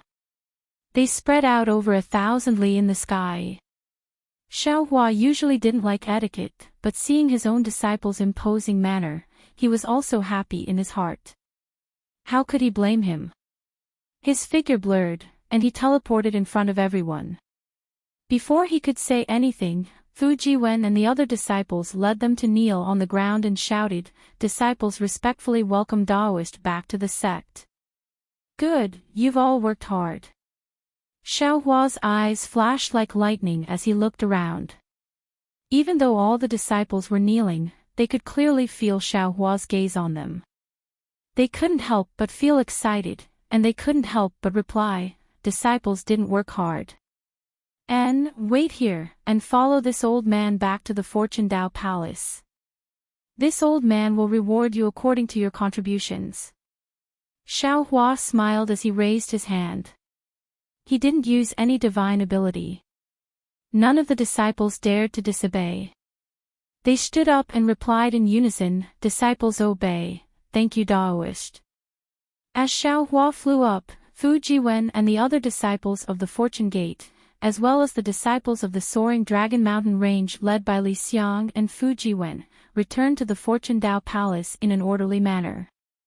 They arranged themselves neatly around the Fortune Dao Palace and formed a capital star formation to protect Xiaohua. Xiaohua sat on the jade chair on the high platform and raised his hand to pat the top of his head. Rumble. Tens of thousands of lightning bolts poured out from the top of his head, shooting into the sky. The roof of the Fortune Dao Palace and the capital star formation of the Soaring Dragon Mountain Range couldn't stop it. These lightning bolts condensed into a huge storm in the sky. Not only did it shine brightly, but it also pierced through the clouds. The sound of thunder that could vanquish all evil even enveloped the sky for tens of thousands of li. The lightning storm spewed out from the top of Xiaohua's head, and after it flowed in the sky, it slowly entered Xiaohua's body. It flowed endlessly, and Xiaohua's voice resounded in the lightning storm, "Xian Song Zi, Daoist Jing Ting, Wang Baifei, Yu Shengquan, and Chang Yuan, listen up. Disciple is here." The five of them didn't dare to delay, and they hurriedly stepped out and bowed respectfully. "Each of you will lead 50,000 Fortune Gate disciples and split into 4 directions. Head to the 3 continents to welcome the Fortune Gate disciples coming out from the Star Moon Palace. There are 8,111 Golden Core Realm disciples and 3,607 Foundation Establishment Realm disciples participating in the Star Moon Palace's training. Not a single one of them can be missing. Whoever dares to harm my Fortune Gate disciples will be killed." "Yes, disciple understands." Xian Songzi and the others immediately stood up and led the 200,000 disciples out of the Soaring Dragon Mountain Range, heading to the 3 continents' 4 directions. It wasn't just Xian Songzi and the others. Even the other disciples, who had flown far away, turned their heads to look at the clouds. Thunderous roars could be heard, and thousands of strange phenomena appeared amidst the wind and thunder. An unparalleled sense of pride rose from the bottom of their hearts. The human race's Mahayana realm, the supreme cultivator of the 3 continents, should have such an imposing manner. 200,000 disciples accepted the order and left. The Soaring Dragon Mountain Range became somewhat empty. Xiaohua looked all around for a moment and his gaze fell on Li Xiang and His Highness Lan. Li Xiang didn't expect Xiaohua to return with such a valiant aura. He was so excited that his face became somewhat red. "Li Xiang, Prince Lan." Xiaohua smiled and said, "The 2 of you have worked hard. Tell me about the situation in the past 200 years, and let Fu Jiwen and the others learn from you." Disciple doesn't dare to claim credit. Li Xiang and Prince Lan were startled, and hurriedly stepped out from the ranks. This is what disciples should do. What the Soaring Dragon Mountain Range was like in the past, and what it is like now, this old man knows better than the 2 of you. Xiaohua waved his hand and said, "Tell me how the Fortune Gate has developed in the past few years." "Yes, Master." Hearing this, His Highness Lan agreed and began to tell Xiongyi everything that happened after Xiaohua left. Although His Highness Lan's story was no different from Xiongyi's, for some reason, perhaps because of Xiaohua's suspicion, Xiaohua always felt that His Highness Lan wanted to take all the credit for himself. Without waiting for Prince Lan to finish, Xiaohua sighed in his heart. First impressions are the strongest. Really amazing awe. After Prince Lan finished speaking, Li Xiang added a few more words. Finally, Li Xiang took out a jade eye from his bosom and respectfully handed it over to Xiong Yi. This disciple knows that Master will be back soon. This is the list that this disciple and junior brother Lan recently made. Inside it are the rewards for the inner sect disciples that the two of us have discussed. Originally, we should wait for junior brother Xiong Yi to return before the three of us take a look. Since Master has returned first, please take a look and decide how to reward us. Prince Lan blanked for a second, then smiled and said, "This is something that Disciple casually mentioned a few years ago." Disciple didn't expect senior brotherly to make such a detailed list. Disciple has slacked a little. Everyone has their own strengths and weaknesses, there is no need to be arrogant or inferior. Being able to work together to handle the Fortune Gate's affairs so well is not easy. Xiaohua took the jade eye pendant and casually glanced at it. He then passed it to Prince Lan and said, "I'll leave this matter to you. Reward each disciple according to what is written in the jade eye pendant. Don't disappoint them." When Highness Lan saw this, he couldn't help but be overjoyed. Rewarding the disciples was a great opportunity to attract people's hearts. He was originally a little jealous of Xiaohua for snatching this opportunity, but he didn't expect that Xiaohua would actually give this opportunity to him. However, he still declined. "Master, this is senior brother Li's draft, you see. Where would he have the time to do this all?" Xiaohua laughed. "You have received Master's teachings, but he hasn't. Master will guide him in his cultivation during this period." "Thank you, Master." Li Xiang was overjoyed hearing this, and Prince Lan was also happy. Xiaohua asked a few more questions about the Fortune Gate, the hidden immortal mainland, and even the Luoyang Merchant Union before he sent Prince Lan and the other Fortune Gate disciples out, leaving Li Xiang, Fu Jiwen, and the others in the Fortune Dao Palace. "Master." Fu Jiwen pondered for a moment, then said, "Disciple has a private matter to discuss with Master." "Oh. Is it urgent?" Xiaohua was surprised and asked casually. "This matter is very important, it can't be considered urgent." Fu Jiwen answered honestly, but didn't say what it was. "And then wait for a while." Xiaohua nodded, and Fu Jiwen withdrew. Subsequently, Xiaohua ordered Li Xiang to sit down cross-legged, then he stretched out a finger and pressed it between Li Xiang's eyebrows. A trace of crystal light entered, and a moment later, Xiaohua said with satisfaction, "Li Xiang, although your cultivation hasn't improved much in the past 200 years, your foundation is very solid, which suits your temperament. Now, Master will teach you some secret techniques and give you some pills. You should be able to enter the Unity stage soon. Disciples' aptitude is not good, but to be able to receive Master's teachings and enter the Unity stage in my lifetime, Disciple has long surpassed Disciple's expectations. Disciple thanks Master for the gift." Li Xiang didn't regret that he could only enter the Unity stage. Instead, he was grateful from the bottom of his heart. "Give it a tip, and thank you for all your support." Chapter 4586. Seeing that Li Xiang's requirements were not high, not much different from when he was at Black Wind Ridge, Xiaohua sighed, "Li Xiang, every cultivator's path is different, and their achievements are also different. You and Xiong Yi are Master's disciples, your foundation is indeed a little weak. But don't worry, Master will do his best to arrange some opportunities for you in the future. I hope you will go further and exceed Master's expectations.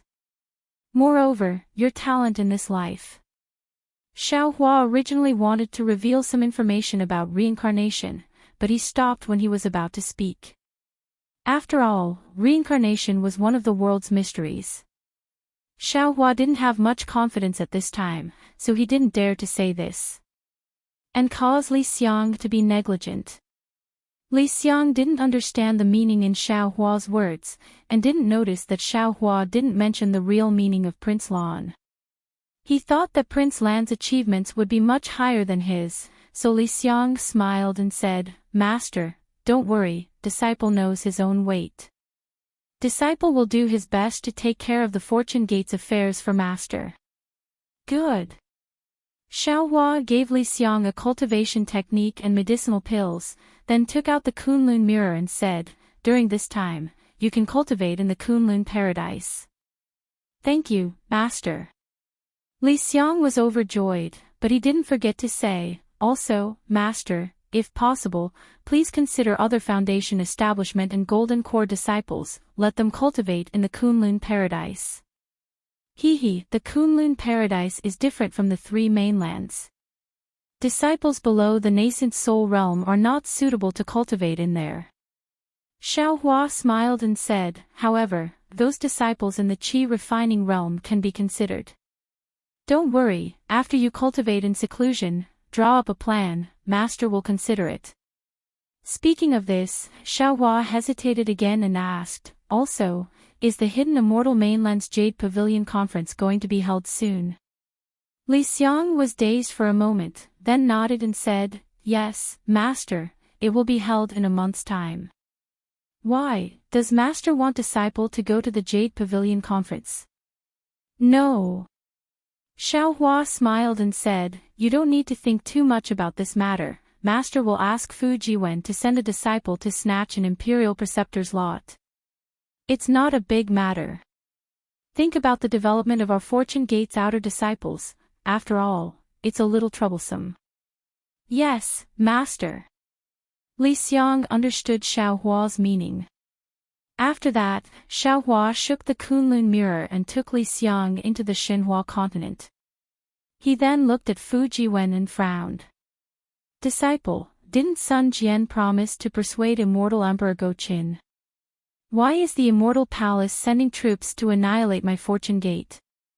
He returned to the Immortal Palace before all of you. If you hadn't come back in time, my Fortune Gate's foundation would be in trouble." Fu Jiwen looked around and said with a smile, "Master, this is all in the past.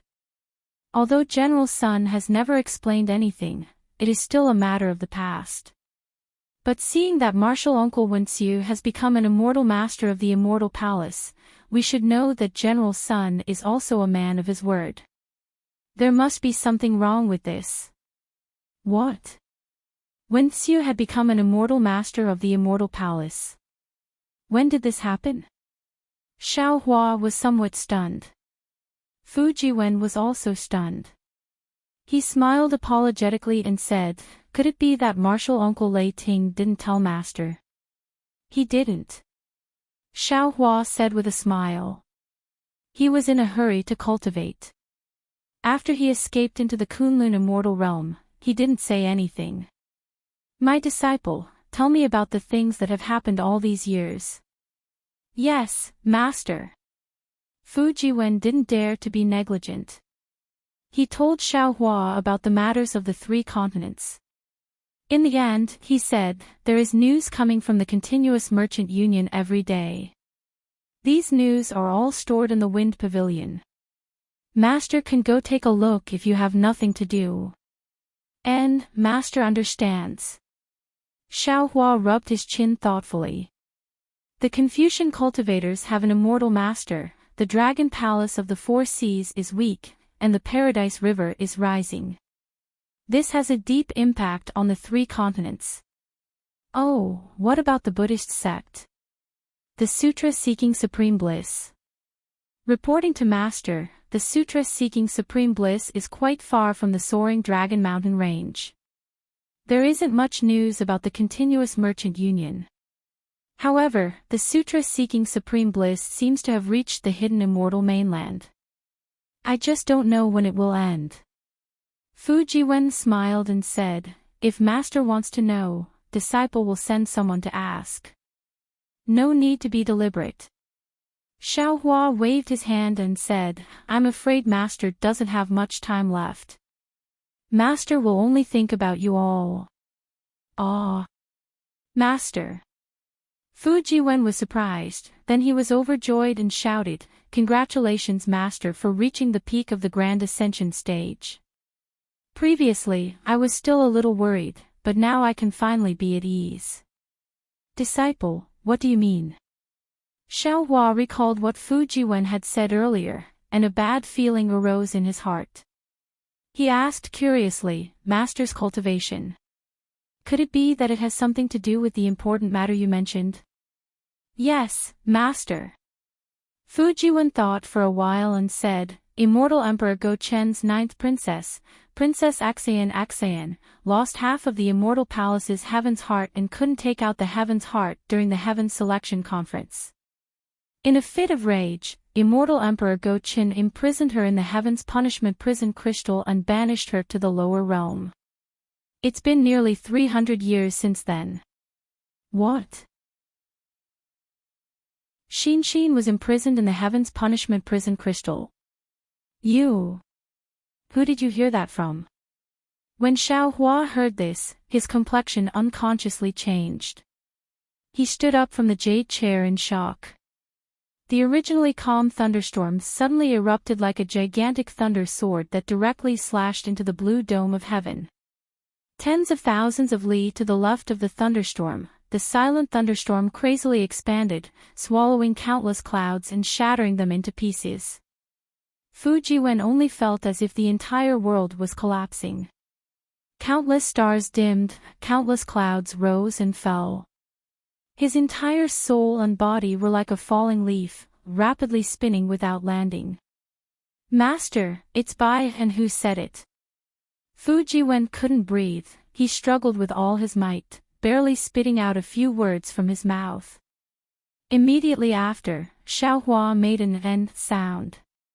As if the heavens and earth were splitting apart, the space around Fu Jiwen had light and darkness, the energy of heaven and earth, and the freedom of rebirth. Fu Jiwen looked at his master in shock. It had only been 50 years since they last met, and he was even more unable to understand his master's realm. The feeling of being a drop in the ocean involuntarily, slowly emerged along with the sweat on his back. Xiao Hua's figure was like a mountain, standing there steadily. His mood was like the thunderstorm in the sky, crazily swaying, unruly sweeping across the horizon. Towards Princess Axayan, there was no need to mention the hardships of experiencing life and death together in the profound water palace, there was no need to mention the dreamlike sweetness in the illusory array, there was no need to mention the sorrowful bitterness when the 3 cups of fate ended. Just the tacit understanding between the thumb and the hand that held her hand, and the kiss between life and death in the profound water palace were enough for Xiao Hua to plant the seed of love in his heart for Axayan. Xiao Hua had the cultivation of a Buddhist sect, but he wasn't a Buddha. Xiao Hua was a cultivator, but he wasn't an immortal. Even immortals had the love of Su Ji and Xingyue, so how could Xiao Hua not find new feelings after leaving fairy Hongxia for hundreds of thousands of years? Not to mention the hazy feelings between Xiao Hua and Princess Axayan, it had already become a seed that was growing strong. Xiao Hua knew that Princess Axayan's heavenly heart was so important that she was willing to be imprisoned in the Heaven's Punishment Prison Crystal for him. Xiao Hua couldn't help but be moved. There was a kind of love called concealment. There was also a kind of love called sacrifice. There was also a kind of love called completion. Xiao Hua also wanted to tell Axayan that there was a kind of love called commitment. Xiao Hua steadied his mind, and his gaze swept across Fu Jiwen's body like stars. He sat down again and asked in a low voice, "When did Bai send the message?"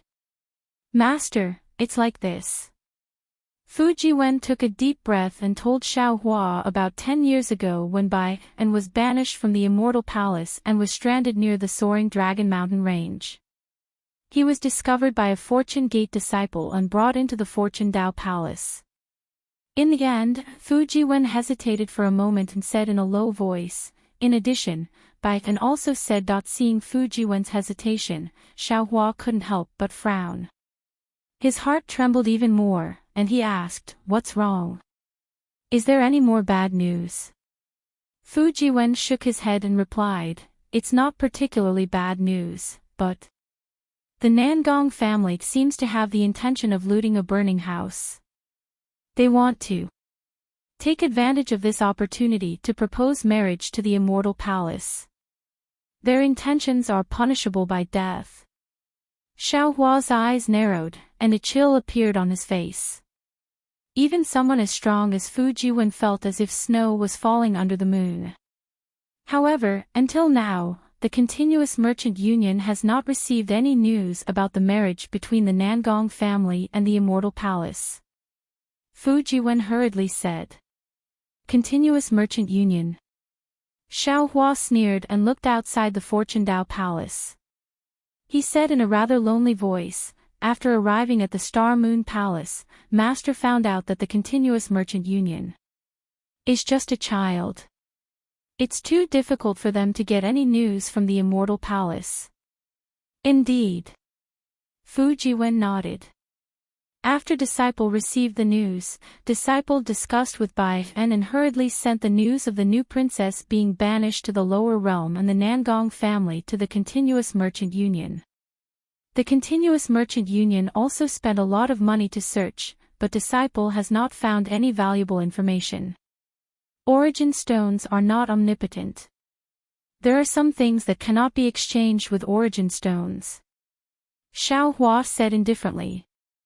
The secrets of the Immortal Palace and the four great families have been hidden on the hidden Immortal Continent for who knows how many years.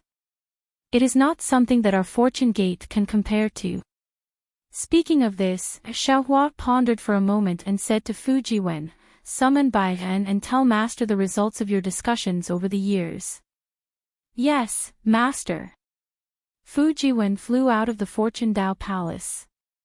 As for Xiaohua, he was sitting on a jade chair, his fingers trembling in the air.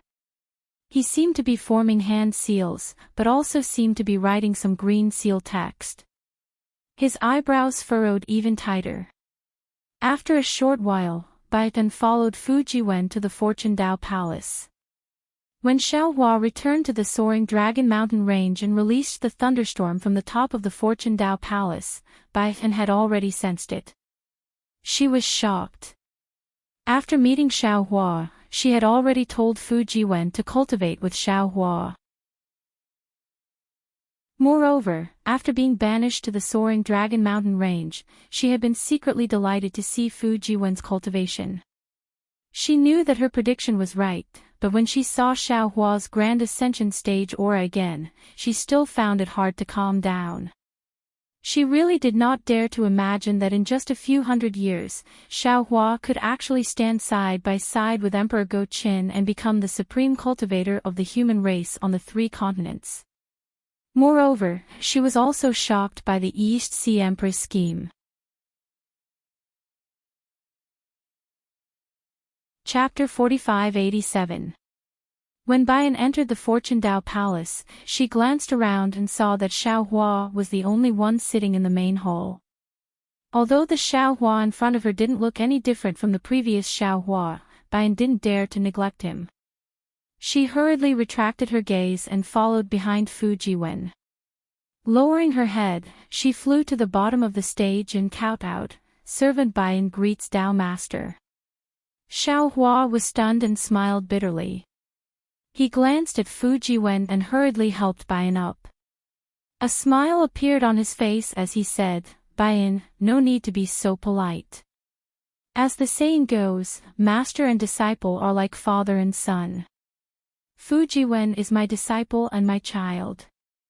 You are his dual cultivation partner and my Fortune Gate's daughter-in-law. You can call him Dao Master in front of others and call him Master in private." "Yes, Master." Baiyan was overjoyed and hurriedly corrected herself. Xiaohua looked at Baiyan and reprimanded Fujiwen, "Disciple, you're hiding something. You haven't taught Baiyan the 5 energies unification technique that Martial Uncle Wenxiu taught you. Without Martial Uncle's approval, disciple wouldn't dare." Fujiwen's eyes lit up and he hurriedly bowed. "You can teach it yourself." Master will tell you where your martial uncle is. Xiaohua smiled and waved his hand again, taking out some pills and flying them to Fujiwen. These are also for you and Baiyan. Thank you, Master. Fujiwen and Baiyan replied at the same time. After the two of them stood up, Xiaohua thought for a moment before taking out a bottle of pills and handing it over to Baiyan. He said, Baiyan, you were once again banished to the lower realms because of Axian. Master truly feels guilty in his heart. This is a pill used by the female cultivators of the Tao sect. It was personally refined by Master. Wanwan knew that this was Xiaohua loving the house and its crow. Because of his guilt towards Axian, he once again looked at her in a new light. Her heart warmed. How could she still accept it? Unknowingly, she fell to her knees again and kowtowed as she cried out, Master, this disciple is Fujiwen's wife, and also your daughter-in-law. Right now, our family still lacks a princess. This disciple pleads for Master to save the princess. This disciple has experienced the heaven's punishment of the heaven's punishment crystal. I truly know how powerful this heaven's punishment is. This disciple is not sure if Her Highness can survive the most unbearable loneliness in this world. Master, please make a move soon. Xiaohua's face was slightly red as he raised his hand to help Swan and I up again. He said in shame, Swan and I, get up. It's fine if I didn't know about it before, but now that I know, how can I just stand by and do nothing? Master owes Axian too much. I will not let Axian down in the future. Thank you, Master. Momo's previous words were actually somewhat threatening Xiaohua, but seeing that Xiaohua didn't care, her heart relaxed, and she was also happy for the new princess. Xiaohua pointed at the jade bottle, and the pill fell into Baiyan's hand. Baiyan didn't say anything else, and carefully put it away. Baiyan, tell me the origin of this matter, as well as the result of your discussion with Jiwen. Xiaohua asked again. Yes, Master. Baiyan didn't dare to neglect and report it again. But this time, what Baiyan said was different from what Fujiwen said. Baiyan said more about the new princess's longing for Xiaohua and the immortal palace, as well as the many other princesses' schemes against the new princess. She even spoke about the Heaven's Choice Assembly in detail. And when she talked about the 3 cups of fate, Baiyan's face was full of tears. Master, actually before I left, this disciple felt that there was something wrong with the princess. It was as if she was going to say goodbye to Master forever. At that time, this disciple even advised Her Highness that although the other half of the heaven's heart was lost, with the full power of the immortal palace, although the 3 continents were big, it was not impossible to find it again. After finding it, it wouldn't be too late to meet Master again. There was no need to meet Master before the punishment. But Her Highness just smiled and didn't answer, only facing the bronze mirror. This disciple had never seen Her Highness without makeup so solemn. A woman will make herself beautiful for her lover. Master, at that time, this disciple knew that Her Highness truly loved Master. Perhaps she was afraid that Master would take some extreme actions after knowing that she was being punished by the heavens, so she wanted to comfort Master in advance. Moreover, when she returned to the immortal palace from the hidden immortal continent, Her Highness couldn't hide her smile. She was simply not afraid of the heavens. At that time, this disciple was scared to death.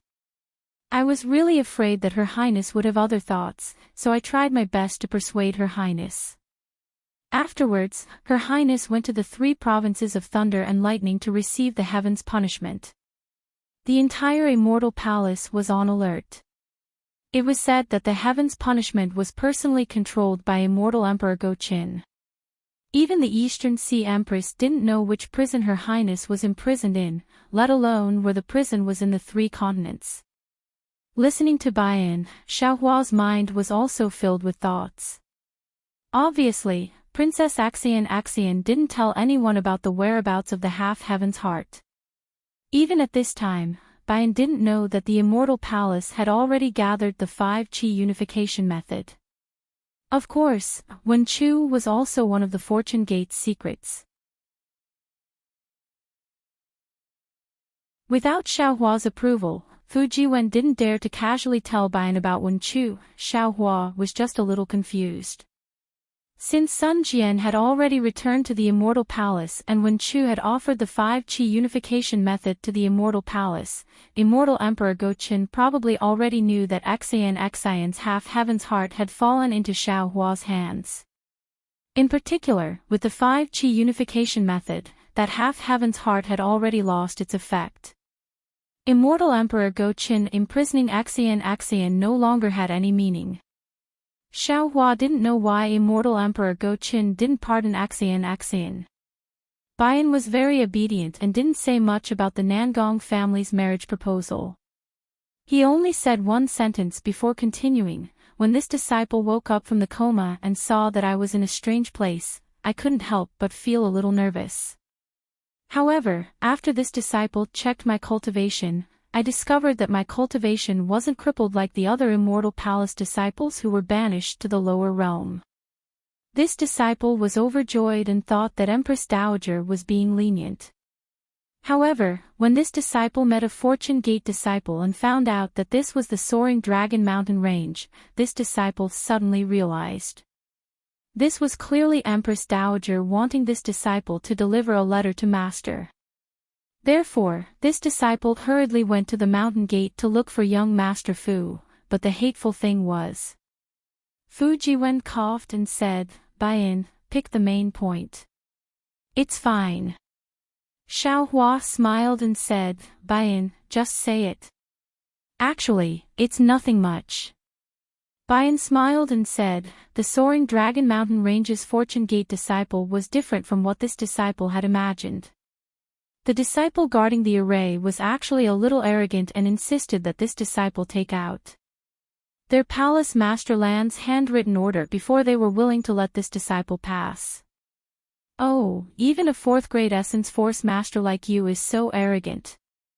Xiaohua wasn't surprised and asked with a smile. "That's right."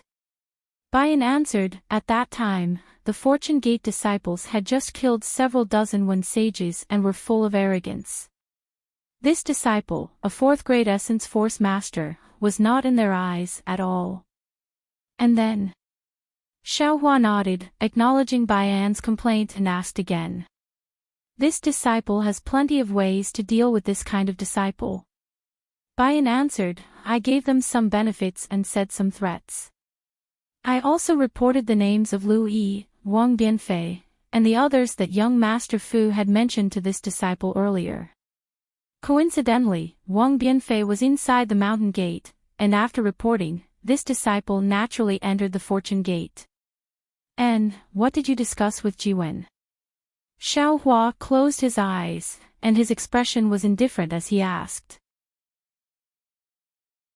Bayan glanced at Fu Jiwen and signaled him with his eyes, indicating that this was the time for Fu Jiwen to perform. Fu Jiwen helplessly shook his head and said, "Master, this disciple and Bayan have discussed and felt that there are 2 difficulties in rescuing Her Highness. The first difficulty is to find the Heaven's Punishment Prison Crystal, and the second difficulty is to find a place with innate restrictions and destroy the Heaven's Punishment Prison Crystal. The second one is considered the easiest, and the first one is the most difficult. Because even the East Sea Empress doesn't know where the Heaven's Punishment Prison Crystal is, I'm afraid that in the entire Immortal Palace, only the 3 lightning provinces have records of this. Therefore, if Master wants to rescue Her Royal Highness, he must first enter the 3 provinces of Leitang." Bayan said that the 3 provinces of Leitang are in charge of punishment and are heavily guarded. It is impossible for ordinary people to get close. However, Her Royal Highness is very familiar with the 3 provinces of Leitang. Old Man Sun Yu is an important minister in the 3 provinces of Leitang. If Master can meet Sun Yu, he may be able to get some information.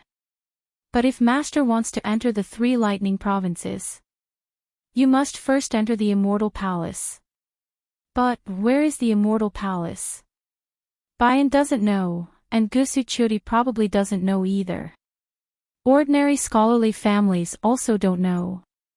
If you want to find the way to the Immortal Palace, you can either go through the 4 families, Sun Jian, or the Star-Picking Tower.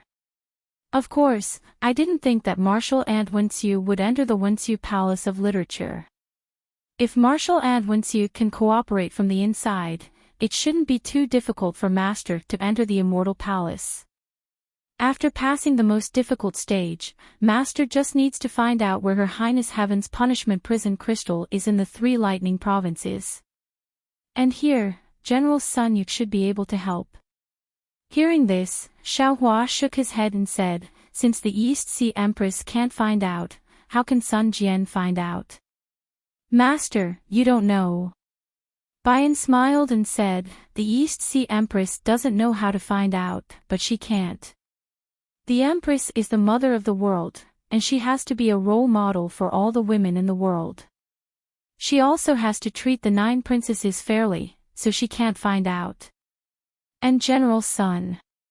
At this point, Bayan suddenly realized something and said curiously, Master, the Sun Jian that Master is talking about can't be perfected Lord Qingyuan of the Sun Palace. He's still alive. Xiaohua didn't hide it from Bayan, didn't I say just now? He has already returned to the Immortal Palace. Oh, I understand. Bayan stuck out her tongue and immediately thought of Sun Cho, who had gone to the Hall of Fragrance. She knew why the East Sea Empress had asked her to send a letter to Xiaohua. It must be because Sun Jian had revealed Xiaohua's strength. Then, Bayan said confidently, before I was demoted, perfected Lord Qingyuan was in the Hall of Fragrance. But he was called Sun Cho at that time, and he was also in charge of the Sun Palace. I think the East Sea Empress called him to the Hall of Fragrance to find out where Her Highness is. On the other hand, the Empress sent me to the lower realm to send a letter to Master. This way, we can work together from the inside, donate, and thank you for all your support.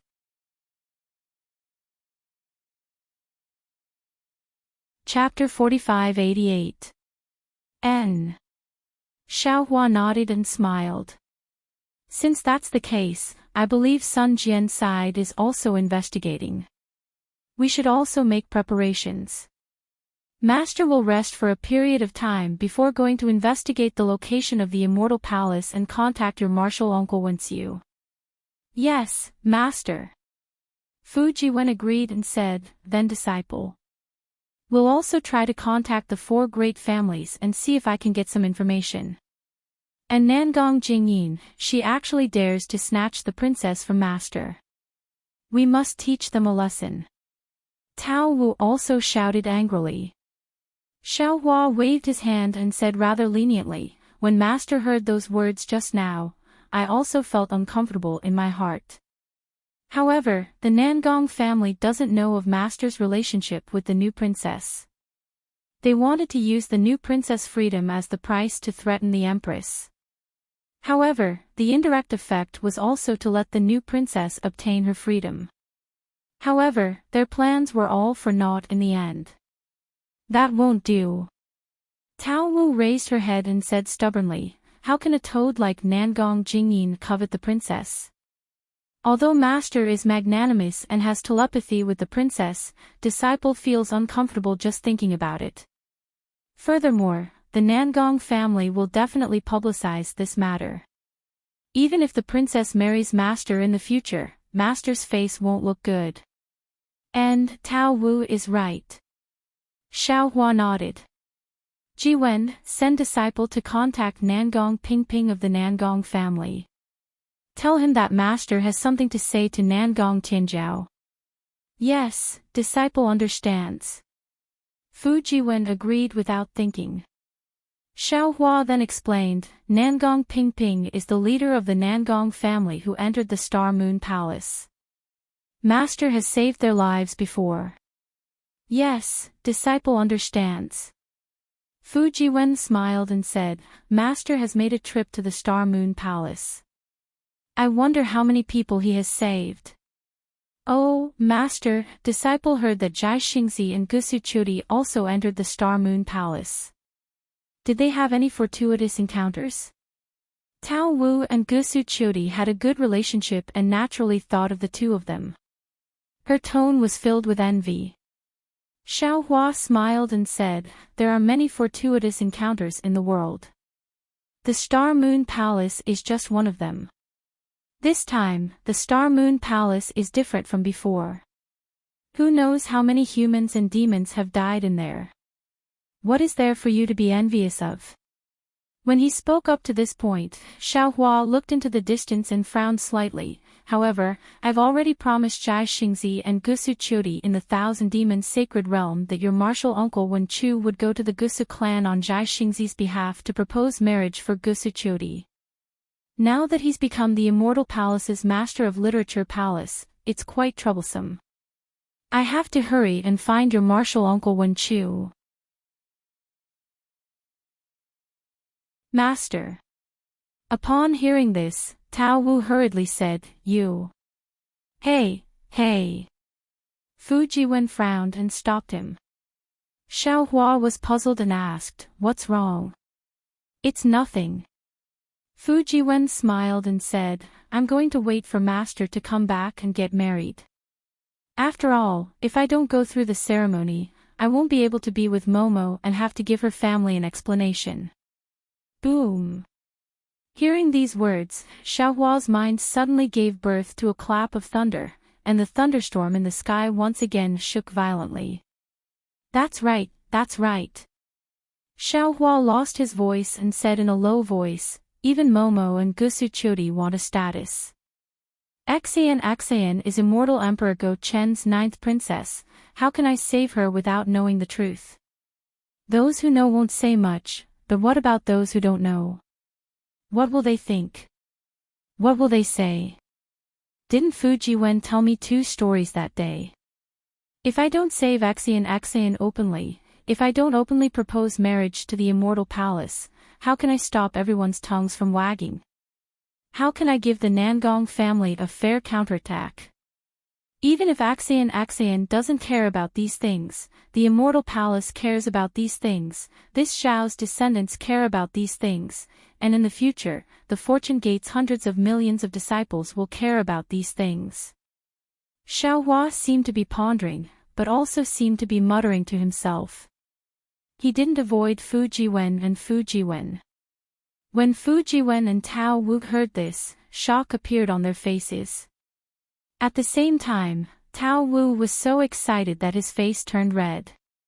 He grabbed Fu Jiwen's hand and stared fixedly at Xiao Hua. That's right. Xiao Hua had already made his decision. He looked up at Fu Jiwen and said, now that the Immortal Palace has obtained the 5 energies origin method, that half of the heavens will has no meaning.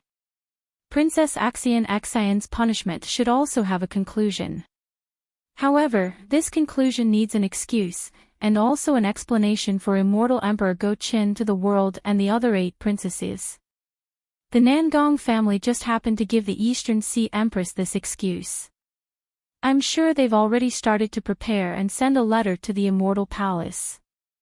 Xian gave me half of the heavens will to save me that day. After I used it, I had no way of returning it to Xian. This caused Xian to be imprisoned in the Heaven's Punishment Prison Crystal. Since Xian is like this, I can't let her down. I must openly save her. Xian has such deep feelings for me, so I can't let her down. I must announce to the world that I am Xian's true love. I'm prepared to propose marriage to Immortal Emperor Go Chen. Ah. After listening to the end, Fu Jiwen was a bit dumbfounded. This was because he understood Xiao Hua the most and knew that Xiao Hua didn't like to attract attention. Therefore, all his previous thoughts were based on this. It would be best if they didn't reveal anything and quietly rescued the new princess. However, he didn't expect that Xiao Hua would propose marriage to immortal Emperor Go Qin in order to save Princess Axian. Master. Baoyan was abnormally excited and shouted, "Your idea is the best. Disciple feels that Her Highness likes it the most. If she knew, she would be so happy to marry Master." However, Disciple still has a small doubt. "Speak." Xiao Hua asked. Baoyan replied, "Master, don't forget. The Nangong family proposed marriage first. Moreover, the Eastern Sea Empress has already agreed to the Nangong family. With her temper, she definitely won't go back on her words. If she doesn't say anything, the immortal emperor will definitely agree to the Nangong family's marriage. Now that Master proposes marriage, how can these two agree? After all, it's first come first serve." That's easy." Xiao Hua smiled. "Master won't propose marriage first. I'll ask about Princess Axian's whereabouts first and save her before the Nangong family. Then, I'll return to the Immortal Palace to propose marriage. It's best if we can cook the rice." Fu Jiwen took the opportunity to shout. "Bah!" Baoyan spat, but still nodded. "This method is the most realistic." "No." Xiao Hua smiled. "Others can, but not Axian. The ninth princess of the immortal emperor must have etiquette above all. Master, you can actually hide on the side and suddenly make a move when the Nangong family saves Axian. Fu Jiwen reminded again. "No." Xiao Hua shook his head. "When it comes to saving Axian, you must take the initiative in everything. You can't give anyone a handle. If you want to do it, you have to be the hero who saves the beauty and the lovers finally get married. You have to do it perfectly." "That's not right, Master, you. How can you interrogate Immortal Emperor Go Qin?" Fu Jiwen asked curiously. "Even if you find the Immortal Palace, how can he meet you? Master is the supreme cultivator of the human race, equal to the Immortal Emperor. How can he not meet you?" Baoyan curled his lips and said a few words to Fu Jiwen. Then, he reminded Xiao Hua, "However, Master, Immortal Emperor Go Qin is the most cunning. I'm afraid you won't be able to out-talk him.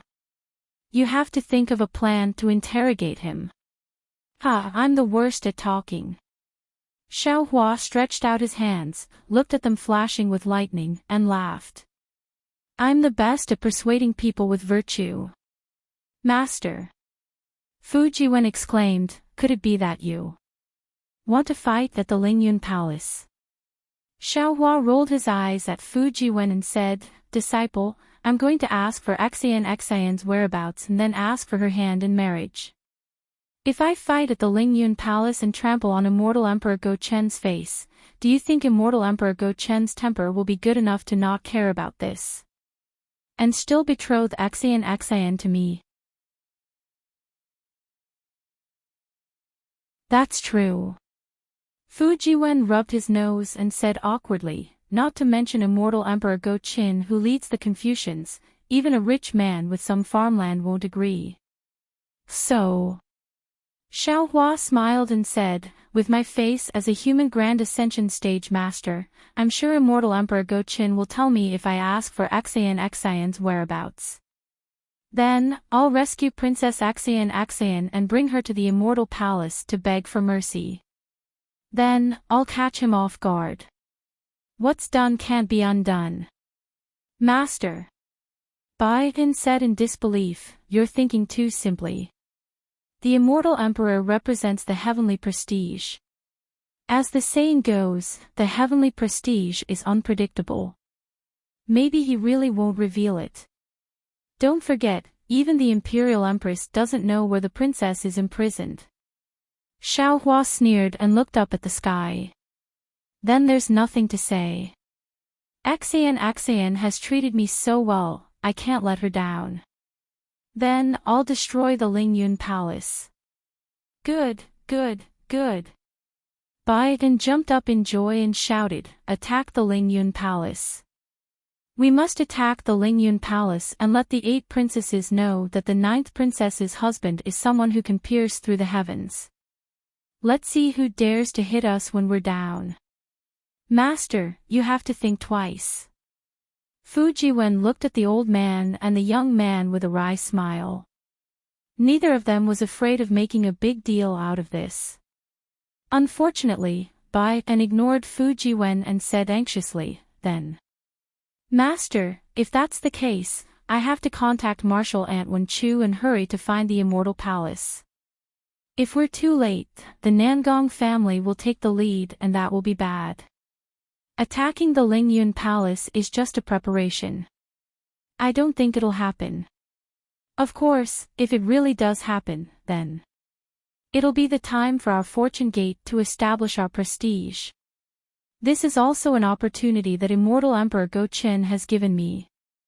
Xiao Hua smiled coldly. "So, there's no need to involve Marshal Ant Wen Chu. I have my own plans." "Ah. How does Master want to find the Immortal Palace?" Bai Yen was a little confused.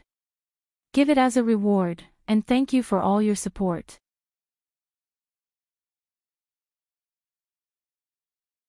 Chapter 4589. Master has already asked Li Xiang about it. Xiao Hua smiled. "The Hidden Immortal Mainland's Jadestage Conference is about to be held in a month. Isn't that a great opportunity?" "Master, what does the Jadestage Conference have to do with the Immortal Palace?" Bai Yen was even more confused and asked curiously, "Disciple knows about the Jadestage Conference." That year, Gusuchuri was still a star monarch. That place is where the guilty officials of the Immortal Palace are punished. Even the Star Monarch Hall's Hall Master wouldn't know about the Immortal Palace's location. Fu Jiwen seemed to have thought of something and asked with a smile, "Master, why did you send your disciples to snatch an Imperial Preceptor's lot? Could it be that Master wants to establish a country?" Bai Yen was unhappy that Fu Jiwen changed the topic, but just as she was about to speak, Xiao Hua answered, "Disciple, do you know about the Shao country?" "Of course I know." Fu Jiwen smiled. Disciple had just returned to the soaring Dragon Mountain range and heard the disciples talking about the Shao country. "Is Master planning to establish a country in the Shao country?" "Yes.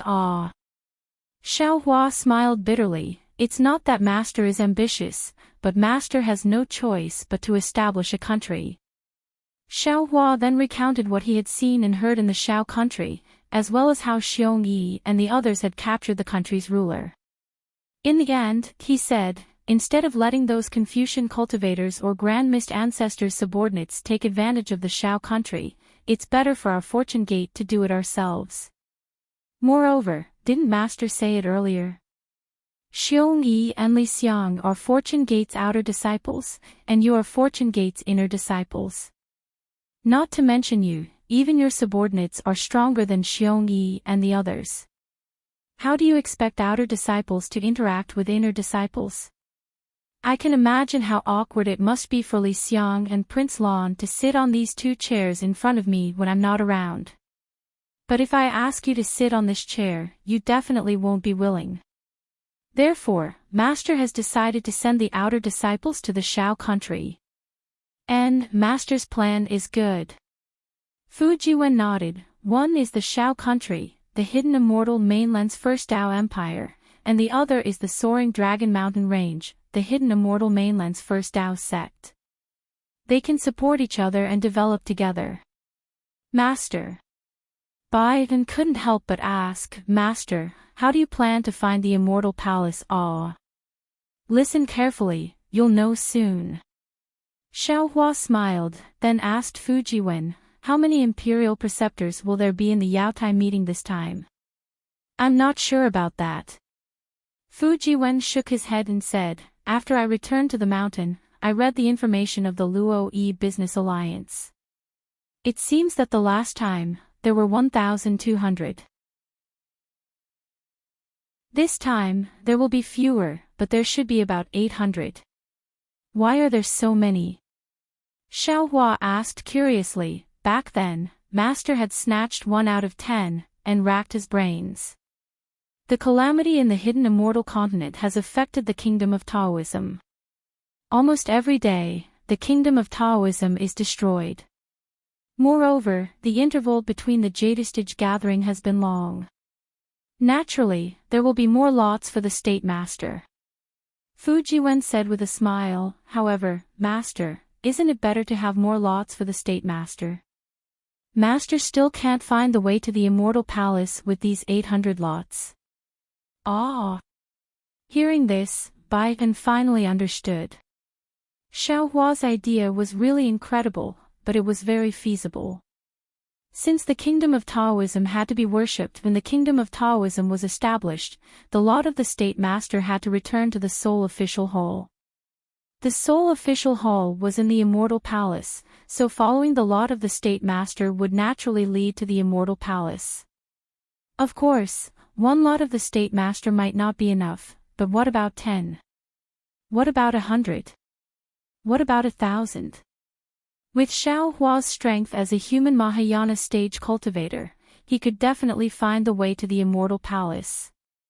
In this way, Xiaohua could step into the Immortal Palace's Nantian Gate without relying on any information or contacting Wen Chu. Master. Disciple. Really admires you.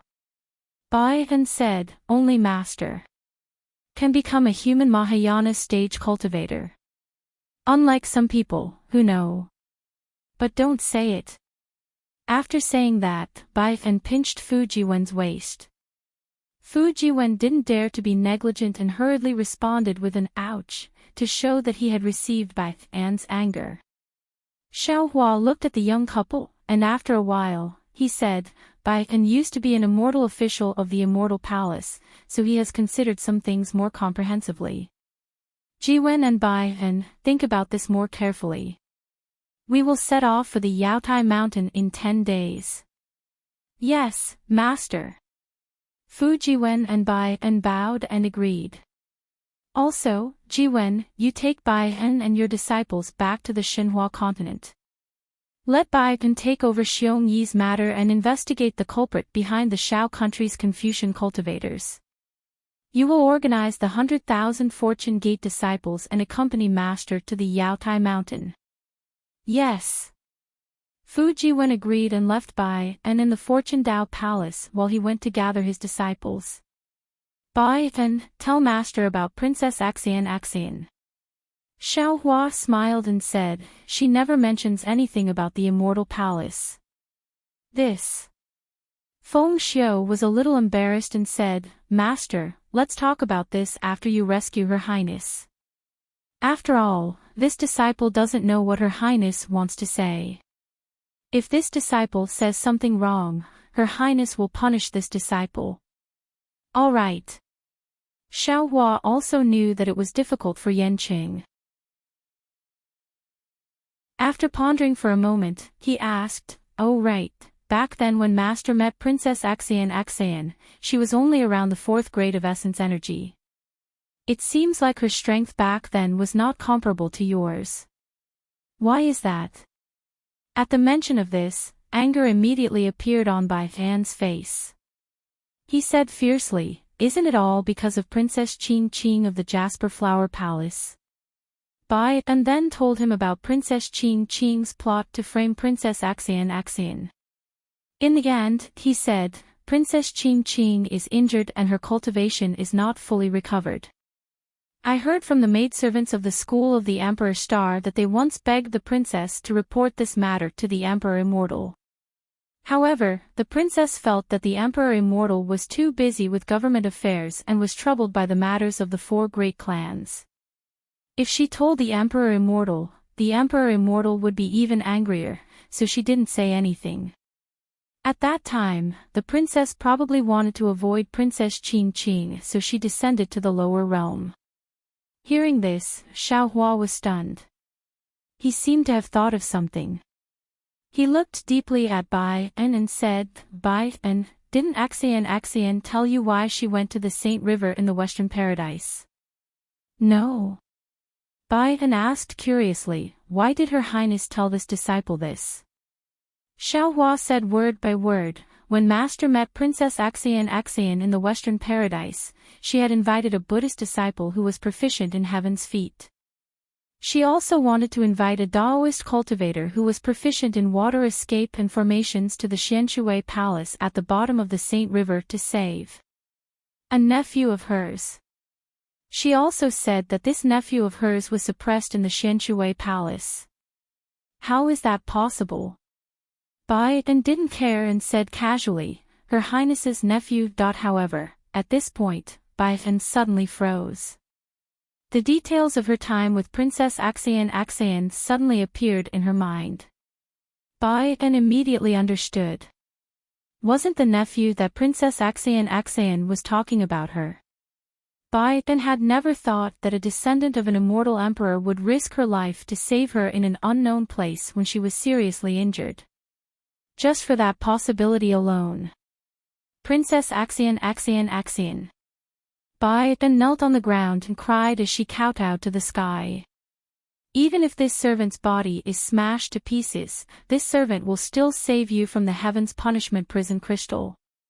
Otherwise, this servant won't be able to repay your love for me.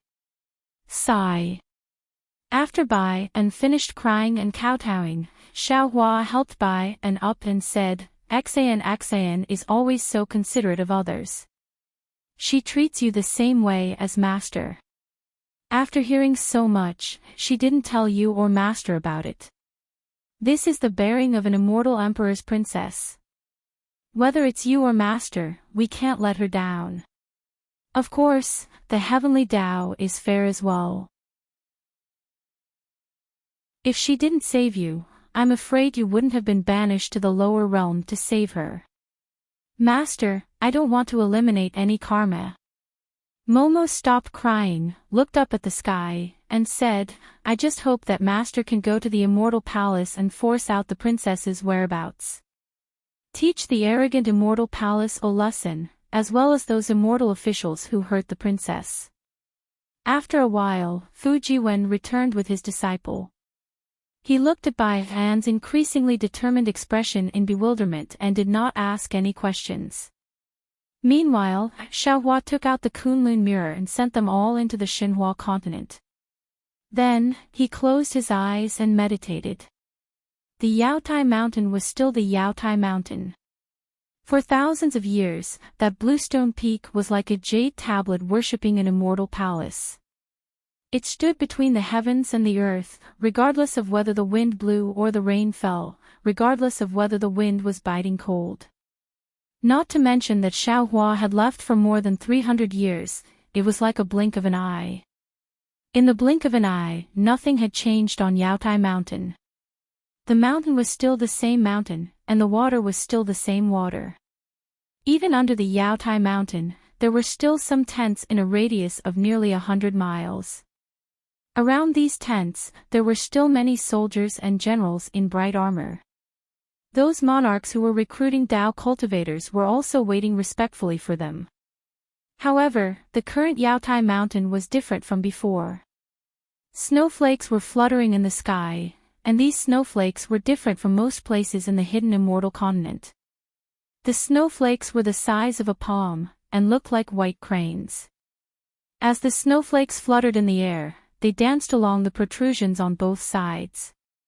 It was very beautiful. However, when the snowflakes fell to the ground, it could be seen clearly. Rather than saying that these snowflakes looked like white cranes, they looked more like 2 palms of yaoju flowers. The yaoju flower was a kind of flower that ordinary Confucian cultivators in the hidden immortal continent liked. The yaoju flower was pure white in color, and had a kind of faint fragrance without makeup. It symbolized the noble and virtuous conduct of Confucian cultivators. Moreover, the petals of the yaoju flower were not round. Instead, they were folded together, just like how Confucian cultivators put their hands together when they saluted. When the wind blew, the yaoju flower swayed as if it was saluting someone.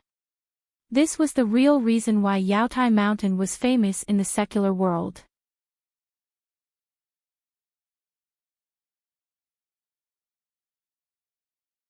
Chapter 4590. The strangest thing was that when the snowflakes fell from the Yaotai mountain, whether it was on the ground or on the mountains, before the snowflakes melted, the closed palms were all facing the same direction. No one knew whether that direction was where the immortal palace was located or not, but everyone knew that even if it wasn't that direction. Was it after the Yaotai mountain became famous? Yaoju snow covered the sky and covered the mountains. In this heavy snow, there were thousands of Daoist cultivators standing quietly in the air. Their eyes flashed as they stared fervently at the Yaotai mountain, waiting for the Yaotai gathering to begin. These cultivators were no different from the cultivators 300 years ago. Although they knew that this was the immortal palace's arrangement, they had no choice but to gather here and wait for an opportunity to survive and cultivate. However, in this group of cultivators, there was a mid-nascent soul cultivator who was different from the others. This cultivator had a handsome face and a tall figure. His face carried a kind of indifference and confidence. He didn't look at the Yaotai mountain. Instead, he looked at the nascent soul cultivators in the distance from time to time, as if he was looking for something. Occasionally, a few nascent soul cultivators would notice his gaze and nod at him in acknowledgement. This cultivator was called Zhiqingzi. He was from the Yan province's curved cloud pavilion and had entered the ranks of nascent soul cultivators 500 years ago.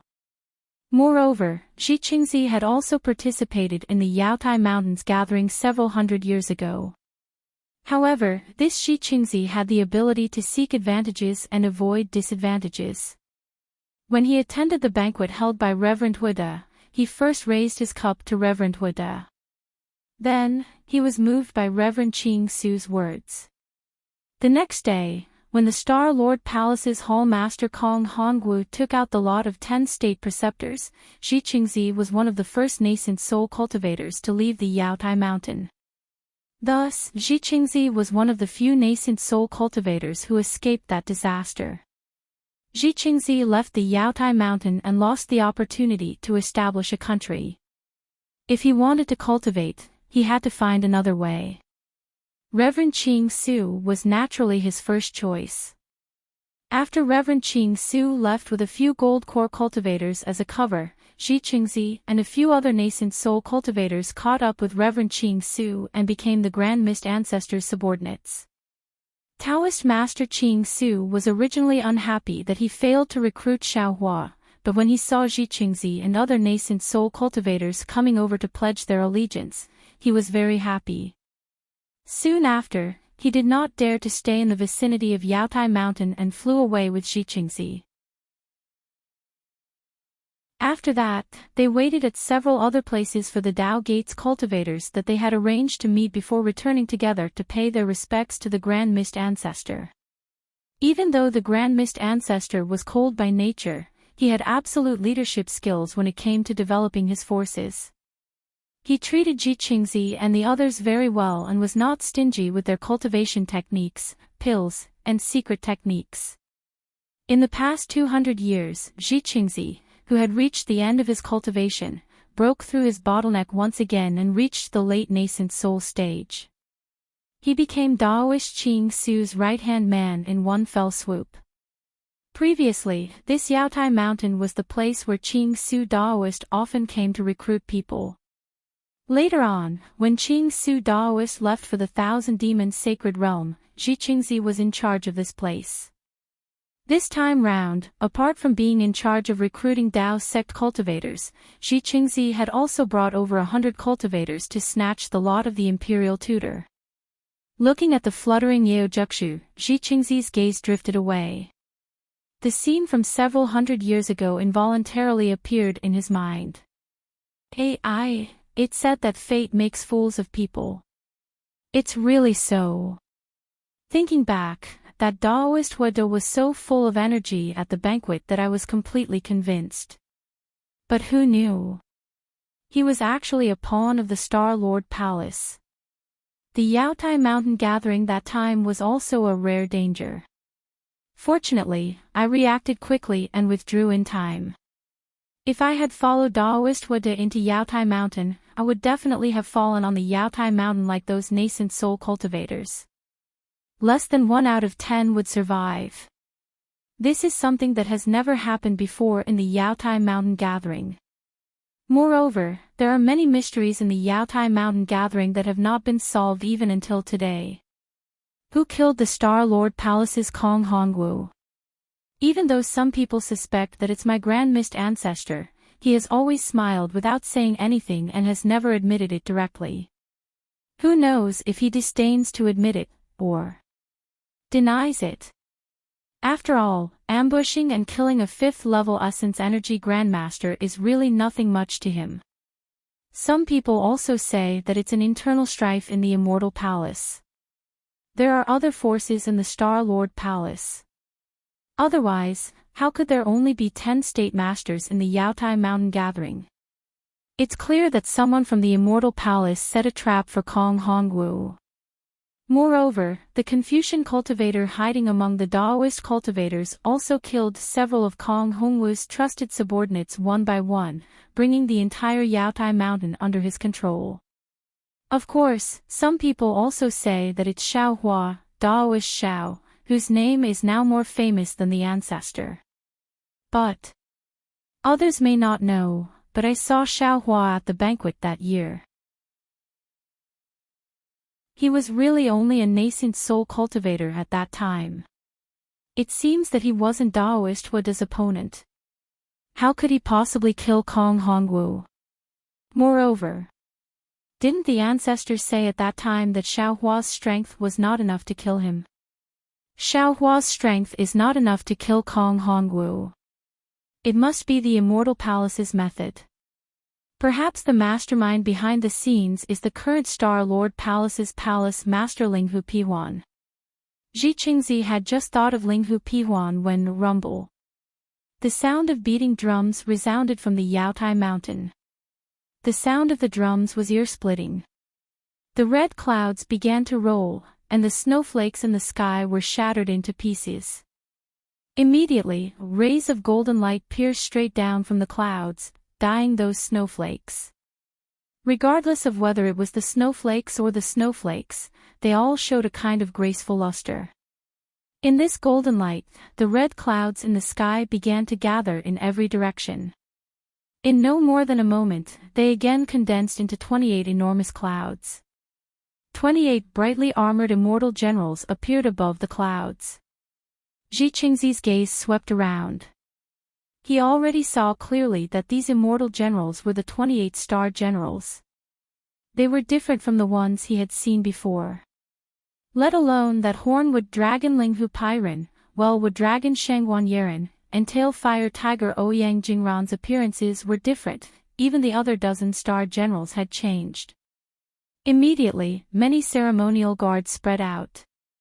Dressed in Confucian attire, wearing a tall crown on his head, and holding a jade tablet in his hand, the figure of Star Lord Palace's Palace Master Linghu Pihuan flew out from the Yaotai Mountain.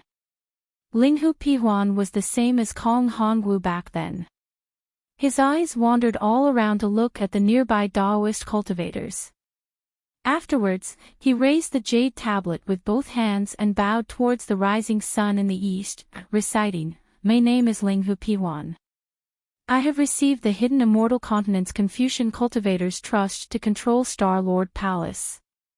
Today is the day that Star Lord Palace opens the Yaotai Assembly. I, the 1,000-star generals, earnestly request the Confucian cultivators' past ancestors to permit me to open the Yaotai Mountain to hold the Yaotai Assembly." And similarly, there was no difference at all. Following Linghu Pihuan's words, ray after ray of awe-inspiring qi descended from the Yaotai Mountain. That awe-inspiring qi's color was extremely dazzling. Following this rainbow-like pillar of light, another imperial edict sparkling with golden light fell from the sky. However, just as Linghu Pihuan bowed, the instant he received the imperial edict, woo, woo. The sound of a gale's furious howl came from the distant horizon. The wind's howl in winter was originally normal, but before this howl, it unexpectedly shook all around. The heaven-earth origin energy within several tens of thousands of li seemed to be swallowed by a giant mouth as it flowed towards one place. Let alone that the crimson clouds and snowflakes in the sky were torn to shreds, even the rainbow-like pillar of light above the Yaotai mountain violently swayed in this gale. The previous world's might was practically swept clean. This. Linghu Pihuan was stunned, shame and anger appearing on his face. While he was inwardly astonished, he slowly straightened his body. The clear light in his eyes faintly flickered, wanting to look at the origin of the gale. It was also at this moment that the sound of thunder that soared to the sky rang out again. Countless thick, dragon-like thunderbolts descended from the sky, shrouding the distant horizon. Those streaks of lightning flickered, illuminating the entire sky. Wherever they passed, the auspicious aura of the Yaotai mountain and the rainbow-colored glow had long been covered. In front of this thunderbolt, the phenomenon that had just shocked the Daoist cultivators was like child's play. Fortune Gate. Linghu Pihuan didn't need to use the clear light at all. Seeing such a strange lightning, how could he not know what had happened? He looked at the place where the thunderbolt landed in astonishment. Seeing the flickering figures treading on clouds, he was truly puzzled in his heart. What are they doing at my Yaotai mountain? Of course, this thought was merely a flash, and Linghu Pihuan smiled bitterly again. Although the reputation of the Fortune Gate's disciples was currently unparalleled on the hidden immortal continent, the Fortune Gate's disciples were still Daoist disciples. What were they doing at the Yaotai mountain? Other than participating in the Yaotai mountain meeting, other than seizing the Grand Preceptor's lot. There didn't seem to be any other reason, right? However, the Fortune Gate had already braved the universal condemnation of the world's Confucian cultivators to establish a Daoist sect. Did they still care about establishing a Daoist sect? At the same time that Linghu Pihuan came to his senses, Zhi Qingzi was also dumbfounded. Looking at the thunderbolt in the distance, he couldn't care less about hiding anything, and transmitted his voice to the other cultivators. Are they Fortune Gate's disciples? Could it be that they're also here to seize the Grand Preceptor's lot? Senior. A golden core cultivator who was closer to Zhi Qingzi replied bitterly, if there's no accident, they should be. But. Zhi Qingzi said, but a few times, but he couldn't continue. He was even more bitter than that golden core cultivator. While these Daoist cultivators and the Confucian cultivators of the Yaotai Mountain Star Lord Hall were still in shock, in the distant horizon, 100,000 Fortune Gate's disciples clad in armor and holding magic treasures in their hands flew over in an orderly formation. The battle formation formed by these 100,000 disciples was the Golden Crow Immortal Slaying Demonic Formation. Thick bolts of lightning fell on the battle formation, turning into lightning that scattered around the disciples, entangling the clouds beneath the Fortune Gate's disciples' feet. From afar, the 100,000 disciples looked like a huge golden crow made of lightning, exuding an invincible aura. Damn it! Linghu Pihuan couldn't help but curse inwardly. Are they here to seize the Grand Preceptor's lot? Or are they here to destroy my Star Lord Hole?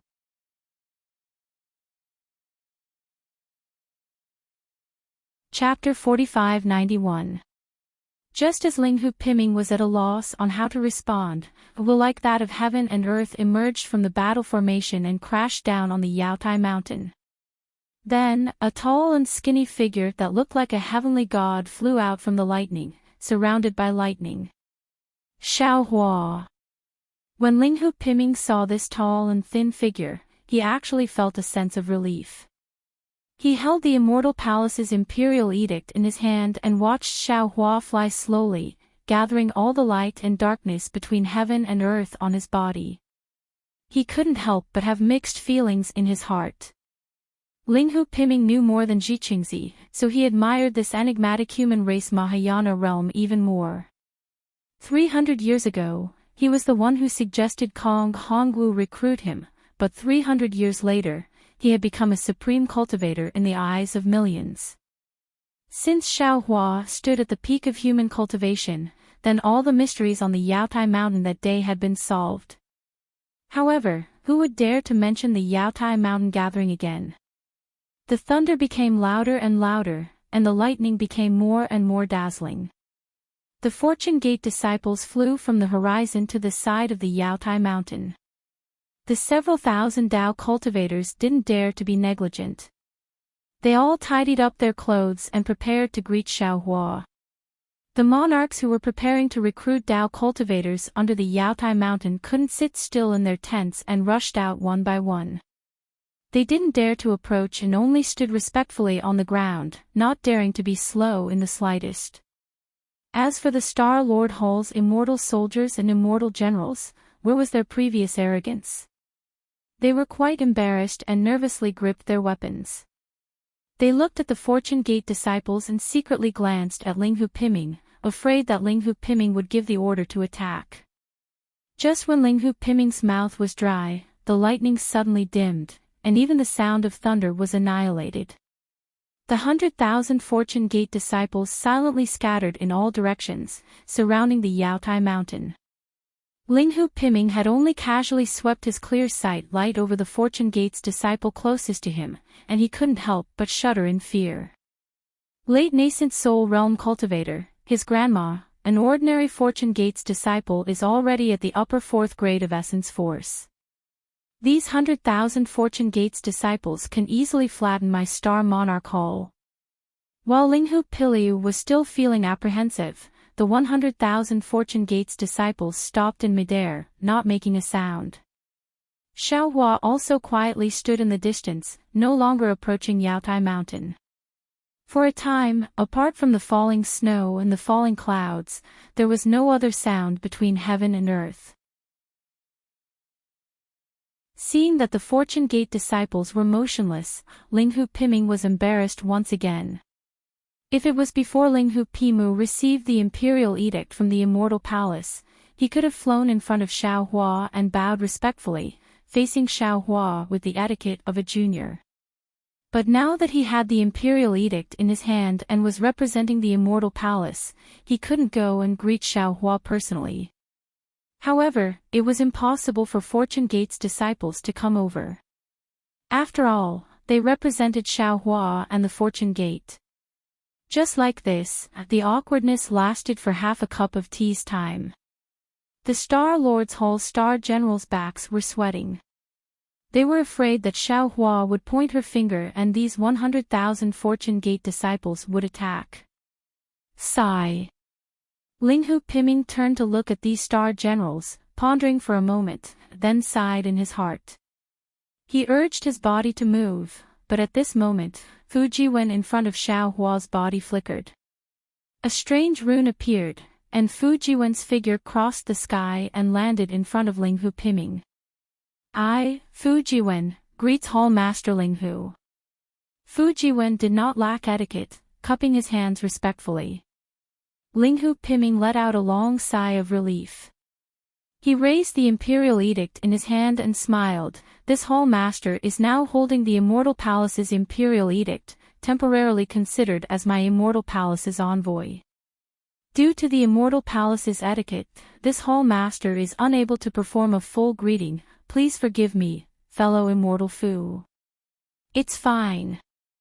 Fujiwen did not mind and said, my sect master has decreed that my Fortune Gate's disciples wish to establish a country in Gun Province. According to the Hidden Immortal Continent's customs, my Fortune Gate's disciples and other Dao sect's disciples have come to the Yaotai Mountain to participate in the Yaotai Mountain's assembly. Hall Master Linghu, please open the Yaotai Mountain's Dragon Gate according to the customs and place the Imperial Preceptor's lot in. Sigh. Xi Qingzi looked at Xiaohua's familiar figure in the distance and sighed. If I had known earlier that Fortune Gate's disciples would come to take the Imperial Preceptor's lot, I wouldn't have come. In this world, which Dao sect's cultivator can compete with Fortune Gate's disciples? I only hope that Fortune Gate's disciples will stop before going too far and just take a few and leave the rest for I can also return and give an explanation to Ancestor Ah. Unfortunately, what happened next made Jixingzi feel like he had fallen into an ice cave. Linghu Piming probed, "Fellow immortal Fu, may I ask how many Imperial Preceptors lots your sect needs?" Fu Jiwen smiled and replied, "No comment." After saying that, Fu Jiwen's figure returned to Xiao Hua's side. Unfortunately, the yellow dragon had already been shattered by Xiao Hua's cough, so how could there still be the auspicious sign of the yellow dragon transforming into a dragon gate? Linghu Piming was also helpless, and he still sent the imperial decree out. The imperial decree was like a meteor that soared into the sky, and crashed into the sky. A huge black hole flickered, and a golden frame appeared. Xiao Hua's figure moved, and then he stopped. A wisp of Buddhist consciousness appeared, and disappeared along with the imperial decree into the black hole. At the same time, a splendor that was even more dazzling than the sun rushed out from the black hole. As everyone slightly closed their eyes, a somewhat damaged dragon gate appeared on the Jade Mountain. Linghu Piming hastily flew to the front of the dragon gate, raised his hand, and took out several jade boxes from his wide sleeve. He stole a glance at Xiao Hua, and said in a slightly loud voice, "Fellow immortals, these are several treasures that my Star Lord Hall has prepared for this Jade Pavilion grand meeting. If any fellow immortals are fated, feel free to look for them in the Jade Pavilion grand meeting." After he finished speaking, Linghu Piming did not explain what was inside these jade boxes. He raised his hand and sent them into the dragon gate. Several colored carps swallowed them, and just like before, they disappeared without a trace. Finally, Linghu Piming waved his sleeve again, and several hundred rays of multicolored light rushed out. Several hundred fish-sized, somewhat similar to the imperial scholar's lot flew out. Linghu Piming coughed and said, "These are the 483 imperial scholars' lot for this year's Jade Pavilion grand meeting. My Star Lord Hall will place them within the winnowing basket water leopard, 3 water ape, and chariot water worm's 10-star arrays." Hastily saying this, Linghu Piming waved his hand. Several hundred dragon roars came from the Swanee Imperial Jade Seal. The Swanee outside the Imperial Jade Seal seemed to come alive, roaring as it brought a yellow cloud into the dragon gate and disappeared. Linghu Piming was finally relieved. He bowed towards Gao Tian and saluted, "Thank heavens for your kindness, the ceremony is complete." Immediately after, the 28 star generals looked at each other. Some star generals' faces were filled with joy, some with bitterness, and even more with schadenfreude. One by one, they urged their magic clouds to descend into the Jade Mountain. Everyone. Fu Jiwen saw all the star generals leave, loudly shouting, "Enter the array, take all of the 483 national preceptors' lots." Yes. The Fortune Gate's disciples' auras were like rainbows, and as they answered in unison, the damaged dragon gate swayed twice. Seeing the 100,000 Fortune Gate's disciples enter the dragon gate one by one like lightning, Jixingzi and the other Dao sect's cultivators no longer dared to hesitate. They all turned their heads towards Xiao Hua and cupped their fists, urging their figures to leave. Although the 483 imperial scholars' lot was not a small number, enough to establish 483 Dao sects countries on the hidden immortal continent, Jixingzi and the others did not doubt that with the Fortune Gate strength, establishing 483 countries would be a piece of cake. After Jixingzi and the others left, Linghu Piming tidied his clothes and flew in front of Xiao Hua. He bowed and said, "Junior Linghu Piming has come to greet Daoist Xiao." Junior was previously holding the Immortal Palace's imperial decree, so it was inconvenient for Junior to salute. Now, Junior has specially come to ask for forgiveness, cast a monthly vote, cast a recommendation vote, bookmark, gift, and thank all forms of support.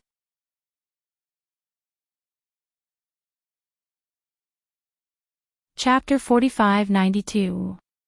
Emin.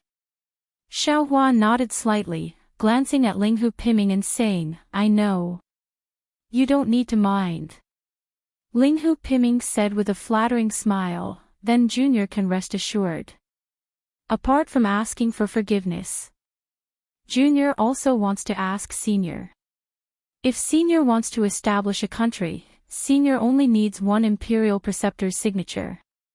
Furthermore, if Senior were to establish over 400 Daoist kingdoms at once, it would bring about endless trouble.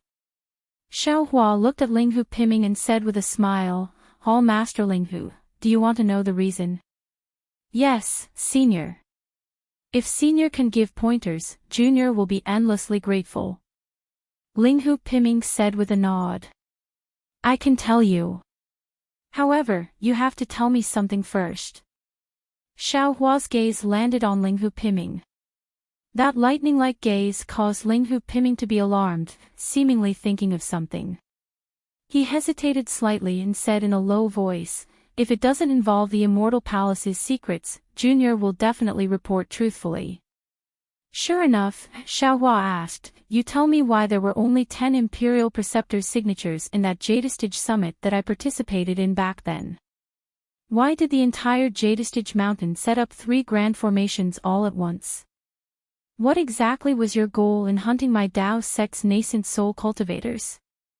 Linghu Piming had a headache and said with a flattering smile, Senior, this Junior is aware of the problem that you spoke of, but I also know very little.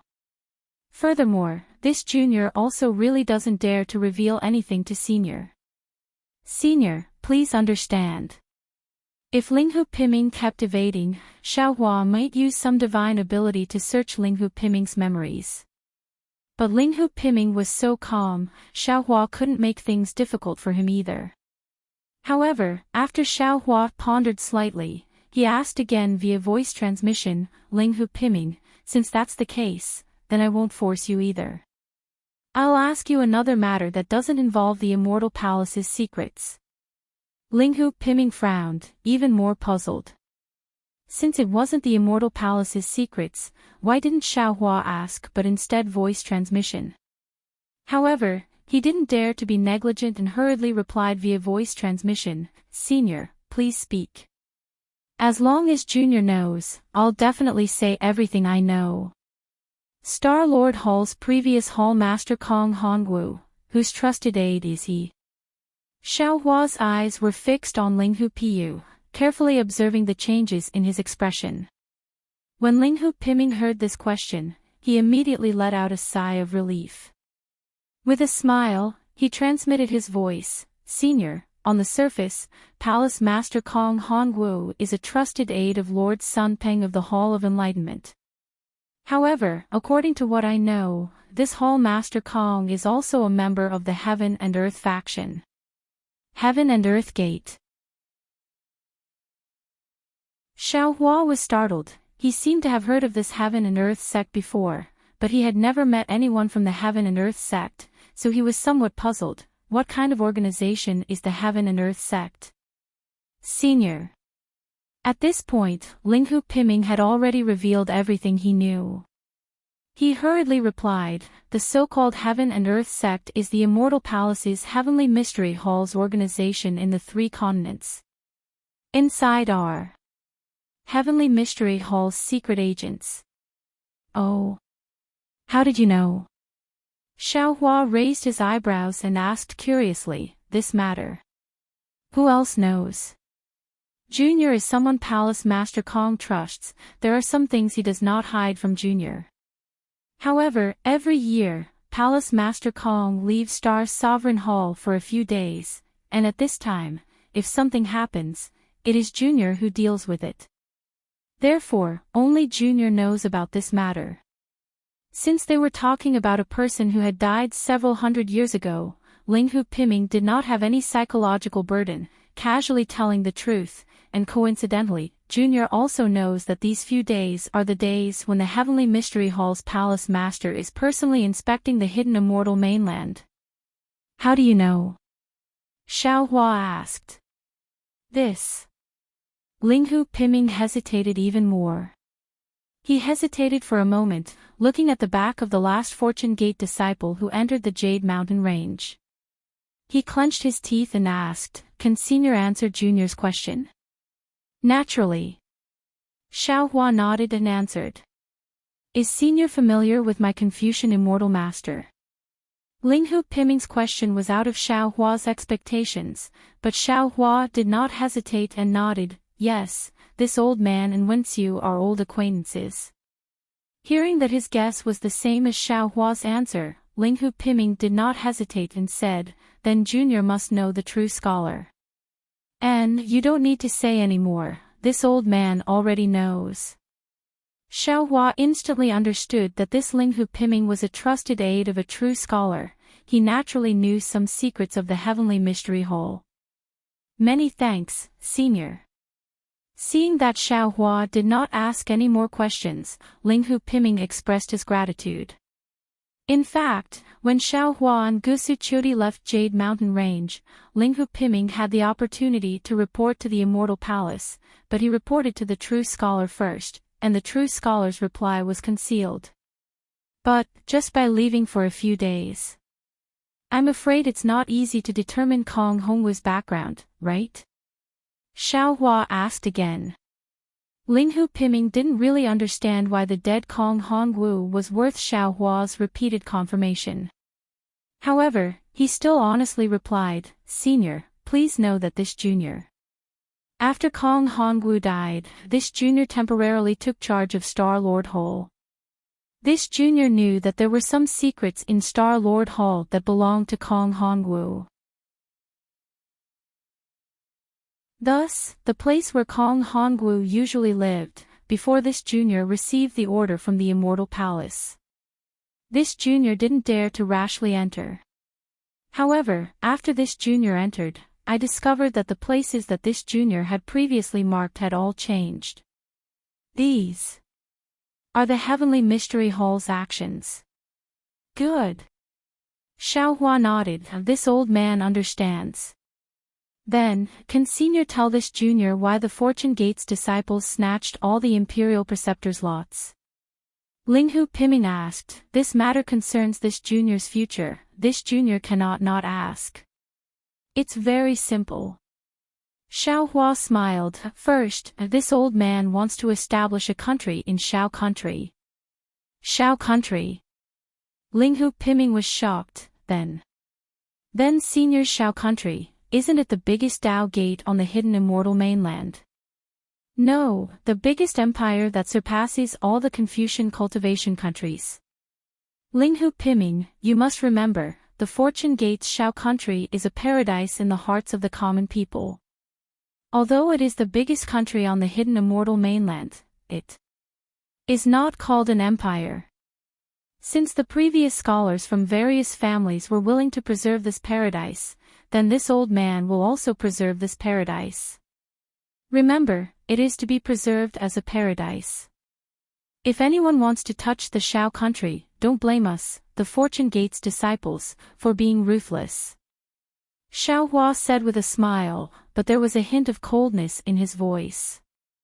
Yes, this junior understands. This junior will immediately send a message to the Immortal Palace. Linghu Piming's expression changed slightly, bowing as he said, "Many thanks for Senior's reminder." Don't be anxious, don't be anxious." Xiaohua stretched out a finger and shook it. This old man has news that will make the Immortal Palace even more excited. "Senior, please speak." Linghu Piming's face turned even paler. "This old man wants to ask you, as the Star Sovereign Palace's Hall Master, do you know the way to the Immortal Palace?" Xiaohua stared at Linghu Piming and asked again.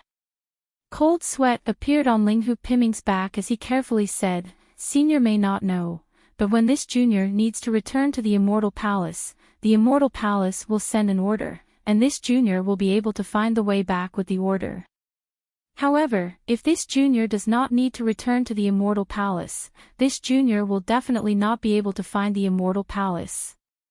Of course, if Senior snatches this junior's order, Senior should be able to find the Immortal Palace, and this junior will have to bear the heavy punishment. Don't be afraid." Xiaohua replied, "How can this old man snatch your order?"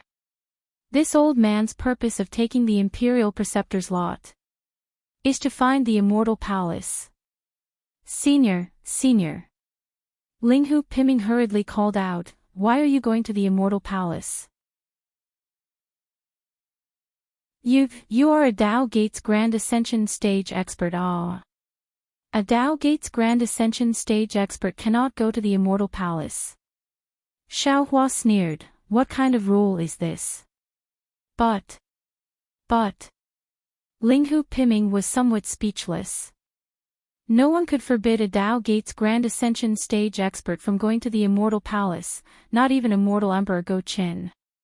But the problem was that the Immortal Palace's Confucian cultivators and Dao Gates cultivators were enemies. Xiaohua, a Dao Gates Grand Ascension Stage expert, was swaggering around the Confucian cultivators' Immortal Palace, not provoking them.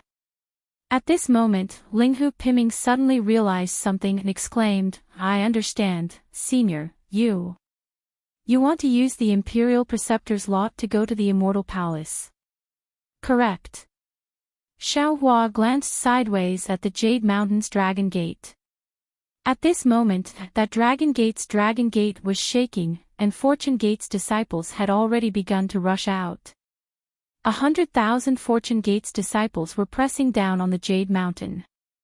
Not to mention a dozen star arrays. Even if the entire Jade Mountain was opened and the 3 star arrays were placed on the Jade Mountain, the Star Lord Hall's star generals wouldn't dare to go overboard and stop these fierce generals. After the first Fortune Gate's disciple flew out, even more Fortune Gate's disciples rushed out. These Fortune Gate's disciples all flew in front of Fujiwen, and after handing over the Imperial Preceptor's lot, they stood in midair. Can Junior take his leave now? Seeing that more than 400 disciples had already flown out, Linghu Piming's face flushed red. This was the shortest Jade Pavilion assembly in history, and if there were no accidents, there wouldn't be such a short record in the future. Go. Xiaohua nodded, you can report this matter to the Immortal Palace. Many thanks, Senior. Linghu Piming bowed and hurriedly flew into the Jade Mountain.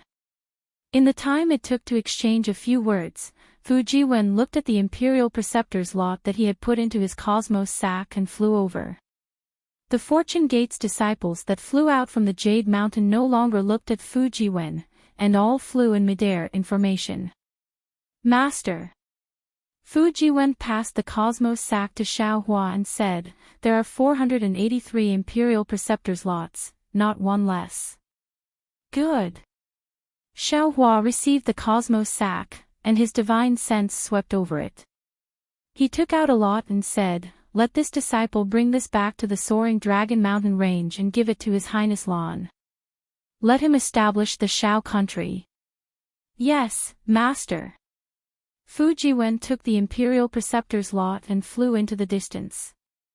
After giving a few instructions, the disciple took the Imperial Preceptor's lot and flew away.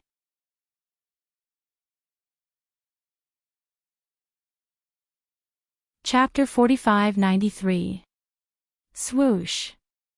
In the distant sky, an obscure energy fluctuation flashed and rushed towards the horizon, disappearing in an instant. If he guessed correctly, it should be Linghu Piming sending a message to the Immortal Palace. Humph. Xiaohua snorted coldly, inwardly thinking, 1 day in the heavens, 1 year on earth. The Immortal Palace is obviously inside a spacetime vortex. Even if Linghu Piming's message reaches the Immortal Palace, as long as it breaks through the time barrier, time will immediately slow down. Before this message reaches the High Cloud Hall, this Shao will have arrived.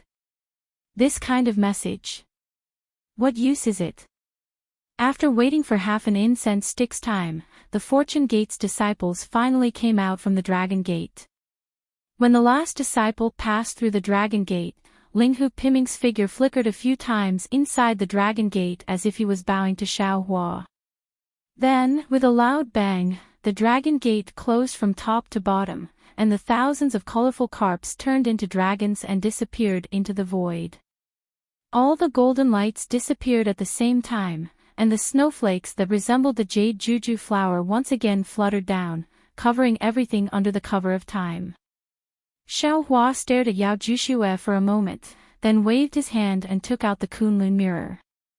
A beam of light swept over all the Fortune Gate's disciples and sucked them into the Xinhua continent. Soon after, Xiaohua took out an Imperial Preceptor's lot from his Qianquan pouch. As he activated his magic power, a crackling sound rang out. The restrictions on the surface of the Imperial Preceptor's lot were all broken. As Xiaohua raised his hand and pointed at the Baiyan, an angry howl was heard.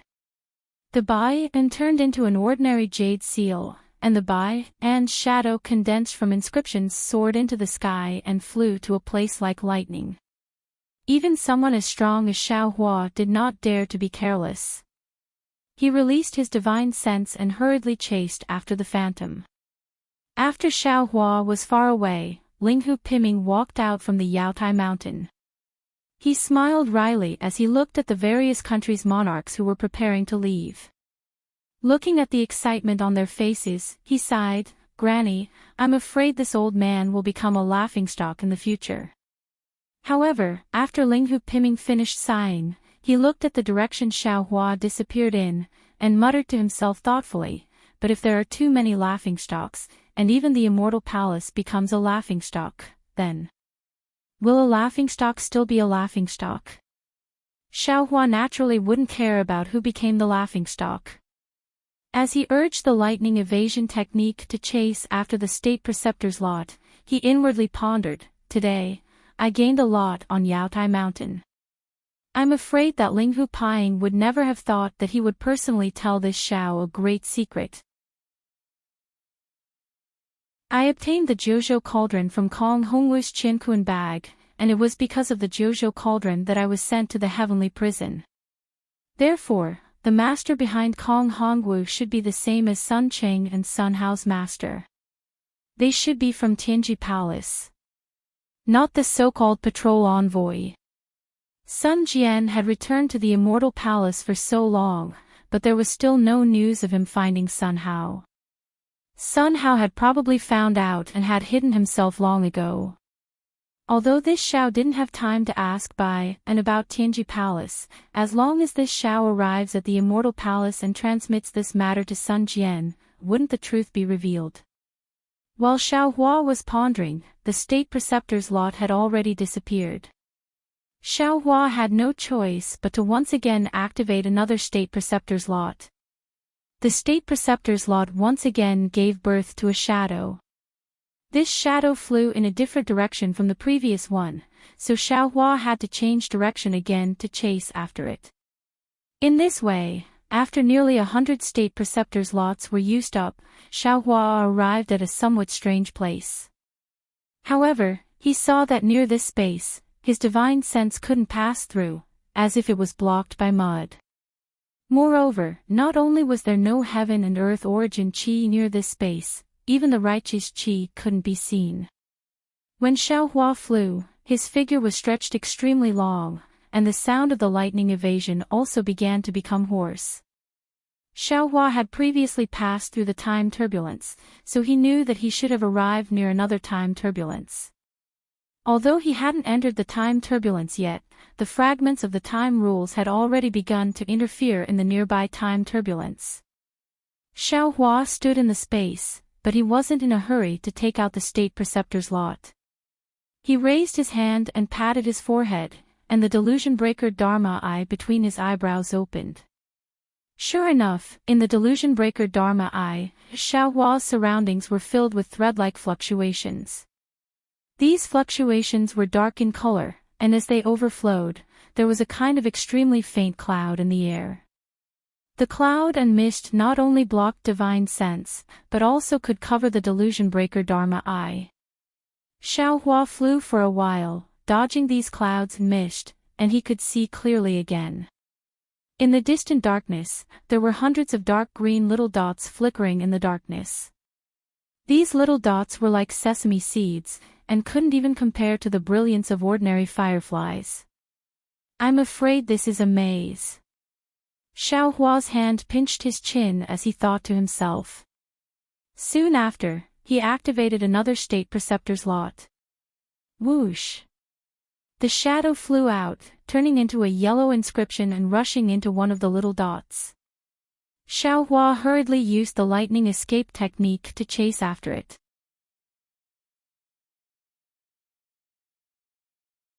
When he got closer, Xiaohua discovered that the dark green dot had actually turned into a whirlpool that was thousands of feet wide. This whirlpool was spinning rapidly, and it looked very slender inside. A dark fluorescent light was emitted from the whirlpool. Xiaohua's figure fell into the vortex. That vortex didn't produce any suction force, and when Xiaohua's figure moved, his entire figure was stretched and squashed, turning into a strange light and shadow that fell into the vortex. In Xiaohua's eyes, the entire vortex was pitch black, and even that dark green color couldn't be seen. Only a series of memories, like light and shadow, appeared in Xiaohua's mind, and then quickly disappeared. After flying for the time it took to eat a meal, Xiaohua felt that he had been stretched into a line. His head was the head of the line, and his voice was the tail of the line. His entire body pierced through this vortex. A moment later, Xiaohua saw a five-colored light appear, and it seemed that the entire vortex had reached its end. At the same time, the leg that was far away in the vortex appeared below Xiaohua's body faster than teleportation. As for the state preceptor's lot, it had already flown to who knows where. Xiaohua continued to move towards the five-colored clouds. When he got closer, Xiaohua was once again shocked. Because in front of him, in the seemingly endless space, a huge vortex formed by five-colored clouds had enveloped the entire space. The colors of the vortex formed by the five-colored clouds were clear. One layer wrapped around the other, and one layer wrapped around the other. In the end, no one could tell which color was mixed with which. Other than the five colors that filled the eyes, there was only five colors. And above this vortex, there was a huge five-colored torch that filled the entire space. It was impossible to see the size of this five-colored torch with the naked eye. The five-colored vortex was spinning, and the five-colored torch was also spinning. Although it looked like it was spinning slowly, in Xiaohua's delirium eyes, there was a feeling of heaven and earth spinning in Xiaohua's mind. Xiaohua didn't dare to look any longer and hurriedly looked around the torch.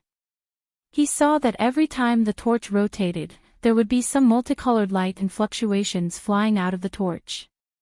These multicolored light and fluctuations flew into the surrounding space and set off ripples of multicolored light. Within these ripples, the laws of time were actually pervasive. Inside this five-colored vortex should be the immortal palace. Xiaohua thought to himself, and slightly narrowed his delirium eyes that were already swollen with pain. Xiaohua didn't dare to rush in recklessly, and still took out another Imperial Preceptor's lot. Whoosh! As Xiaohua expected, just as the Imperial Preceptor's lot phantom flew out, a halo immediately flew out of the five-colored vortex.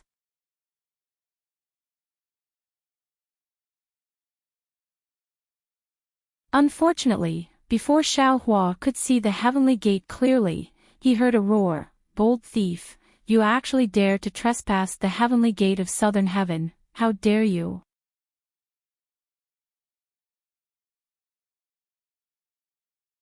Chapter 45-94. Following this furious roar, an immortal general even larger than Qua Chong of the Sun Palace appeared in front of Xiaohua with two hammers the size of hills in his hands. Behind him, thousands of immortal soldiers flew over with weapons in their hands, wanting to surround Xiaohua. "This old man is Dao Gate's Xiaohua." Xiaohua looked at the immortal general flying over and stopped. He said indifferently, "Today, I came to the immortal palace to request an audience with immortal Emperor Gaochen. This old man has something to ask him, please return and report it to him." "Humph."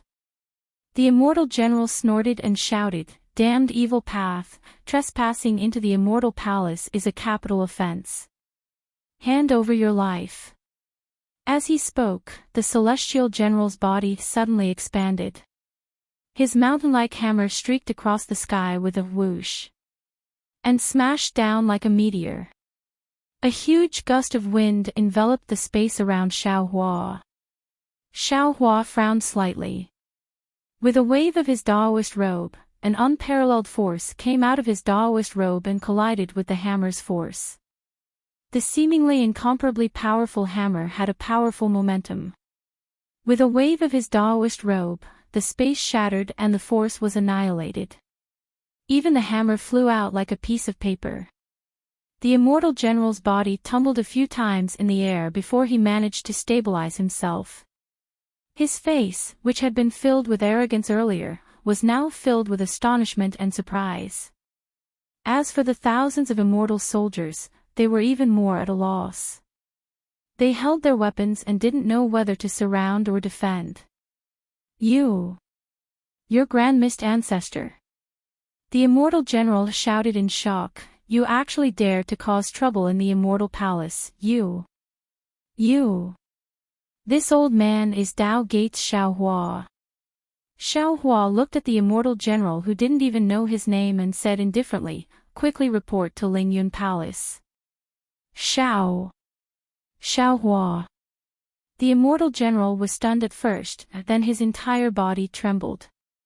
He shouted in shock, Your fortune Gates Xiaohua. You also came to cause trouble in the immortal palace. This old man didn't come to cause trouble in the immortal palace. Xiaohua didn't know whether to laugh or cry. This old man has something to ask immortal Emperor Gaochen. Quickly go and report this. Phew. The immortal general heaved a long sigh of relief. He stood up, tidied up his armor, and mustered his courage. He cupped his fists and said, I am the Southern Heavenly Gate's Guardian General, Kwa Yu. Greetings, Daoist Xiao. N. Xiaohua raised his hand. Spiritual Master, please wait here for a moment. I will inform Heavenly King Fu Yu and ask him to make a decision. Kwa Yu saw Xiaohua's amiable face and asked tentatively. Of course, Xiaohua didn't mind. He nodded and said, then I'll have to trouble you. Kwa Yu was overjoyed.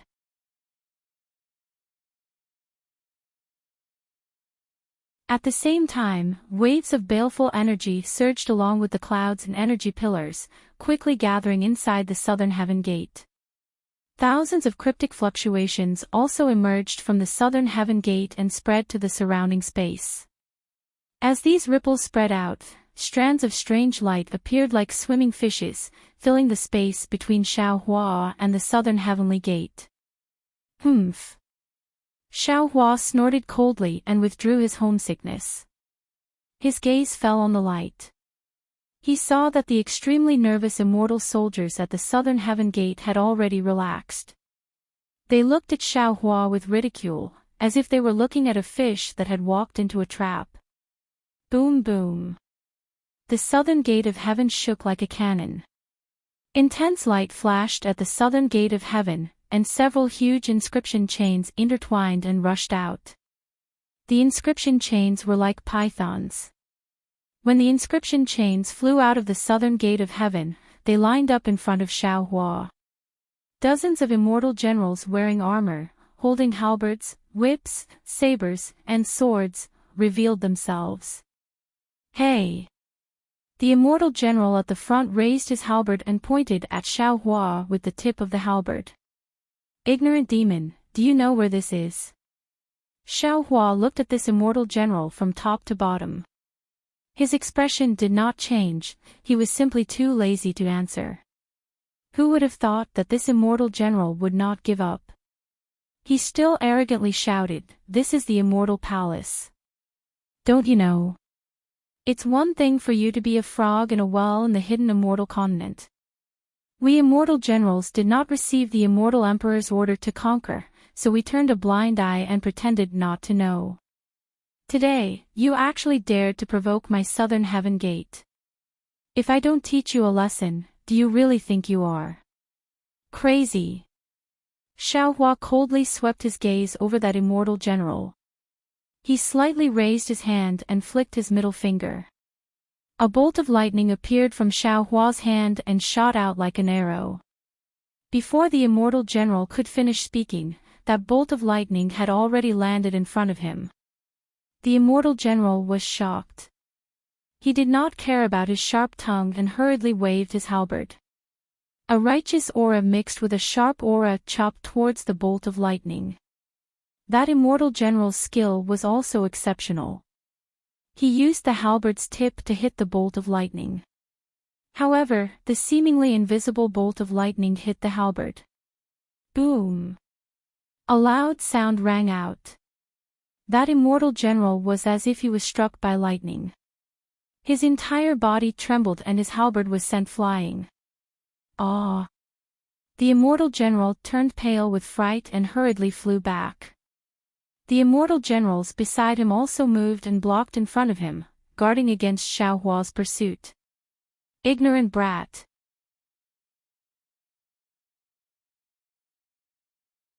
Xiao Hua coldly snorted and said, "Don't make this old man angry again, otherwise." Xiao Hua did not finish speaking. He still stood proudly in front of the immortal generals with his hands behind his back. You! That immortal general stabilized himself and shouted, "Who are you?" Xiao Hua unhappily glanced at this immortal general. He was too lazy to pay attention to this immortal general. He had a good temper. If he encountered the Grand Mist Ancestor, he would have taken this immortal general's life in one blow. Quick, form the golden jade sky lock great formation. Seeing that Xiao Hua did not answer, that immortal general waved his hand and said, "Yes, General." Hearing the order, the immortal general on the left responded. He moved his body and began to form the formation. In just a moment, a great formation was arranged in the air. This great formation flashed with golden light. Lines of inscriptions that were dozens of feet thick intertwined and shuttled through each immortal general's body. Every immortal general's body in the formation emitted a clear light. This clear light was lustrous and pure like the blue sky. Every thick inscription that fell into the blue sky would reveal a lock. This lock had a mysterious inscription and a shocking aura surged out from it. What was special was that after every inscription rushed out from the edge of the Great Formation, it fell into the southern heavenly gate behind the Great Formation. The entire southern heavenly gate also transformed into a huge inscription that firmly protected the immortal palace. Bang! Seeing that the Great Formation was completed, that immortal general's confidence increased greatly. He pointed at Xiao Hua and said, "Who are you? You dared to trespass into the immortal palace. Don't you know that this is a violation of the immortal law?" Xiao Hua glanced at that immortal general. He did not want to answer, but when he thought about it, he came to find immortal Emperor Go Qin to inquire about new information. He did not really want to attack the immortal palace. Even if he wanted to fall out with them, wouldn't that have to wait until the end? There was no need for him to rashly fall out with the immortal palace when the situation was unclear. Thus, Xiao Hua replied indifferently, "This old man is Xiao Hua of the Fortune Gate. Today, I came to the immortal palace to ask for an audience with immortal Emperor Go Qin. All of you, quickly go and report this. Fortune Gate." Hearing Xiao Hua speak, that immortal general was stunned. He looked around and asked with some surprise, "Did this general hear wrongly? When did the hidden immortal continent have a Tao cultivator sect?" I know. At the edge of the Great Formation, a few immortal generals came to their senses and shouted, "A few days ago, the mysterious Yellow Order updated the mysterious Yellow Order, and all the people on it are disciples of the Fortune Gate. Many of my Heavenly King Palace's generals lost to the Lunar Temple. Presumably, this Tao cultivator should be someone on the mysterious Yellow Order, right? Give it as a reward, and thank you for all your support."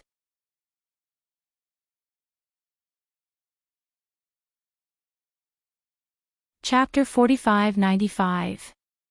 No wonder he's so arrogant. That immortal general still hadn't reported his name.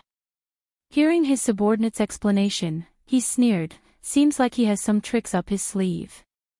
However, the so-called profound yellow list is a hunting list for us Confucian cultivators. Being on it doesn't necessarily bring you any glory. Xiaohua didn't reply. He merely looked on as the immortal generals stomped their feet like clowns. He knew that the Tao sect had been in decline for a long time, and these immortal generals had always been arrogant. Even though he was a grand ascension stage cultivator of the Tao sect, this news might not have reached their ears. Even if this news reached their ears, they would only treat it as a rumor. If they didn't see it with their own eyes, they wouldn't have believed it. Not to mention, the Immortal Palace was different from the hidden Immortal Continent. The Fortune Gate's disciples purged the profound yellow list 50 years ago, and the Lunar Temple was defeated in the soaring Dragon Mountain range 50 years ago. In the eyes of these immortal generals, it was only a few dozen days ago. How could they know about his reputation on the hidden Immortal Continent? The immortal general was stunned by Xiaohua's methods, but when he heard that Xiaohua was a Fortune Gate disciple, he had a plan in his heart. He smiled and said, "The Lunar Temple's Sun Go is an idiot. He snatched the immortal emperor's decree from my heavenly king palace and wanted to take advantage of it. Who would have thought that he would be defeated in a small soaring Dragon Mountain range? Now, I'll let Sun Guk see who is the #1 general below the heavenly king." With that, the immortal general raised his hand and shouted, "Generals, listen to my command." Humph. Xiaohua couldn't take it anymore and snorted coldly. His voice was like a sharp needle that pierced into the immortal generals' minds. There's a saying in the mortal world that it's easy to meet the king of hell, but difficult to hide from the little ghosts. This old man just wants to meet immortal Emperor Go Qin. Why can't I even enter the southern heavenly gate after waiting for so long? This old man has already told all of you. Don't make this old man angry, or you won't be able to bear the consequences. Hee hee. The immortal general sneered, "You're just a Tao Gate cultivator. You don't know the immensity of heaven and earth. Do you think the master of the immortal palace, the supreme cultivator of the human race, is someone you can meet whenever you want?" All right.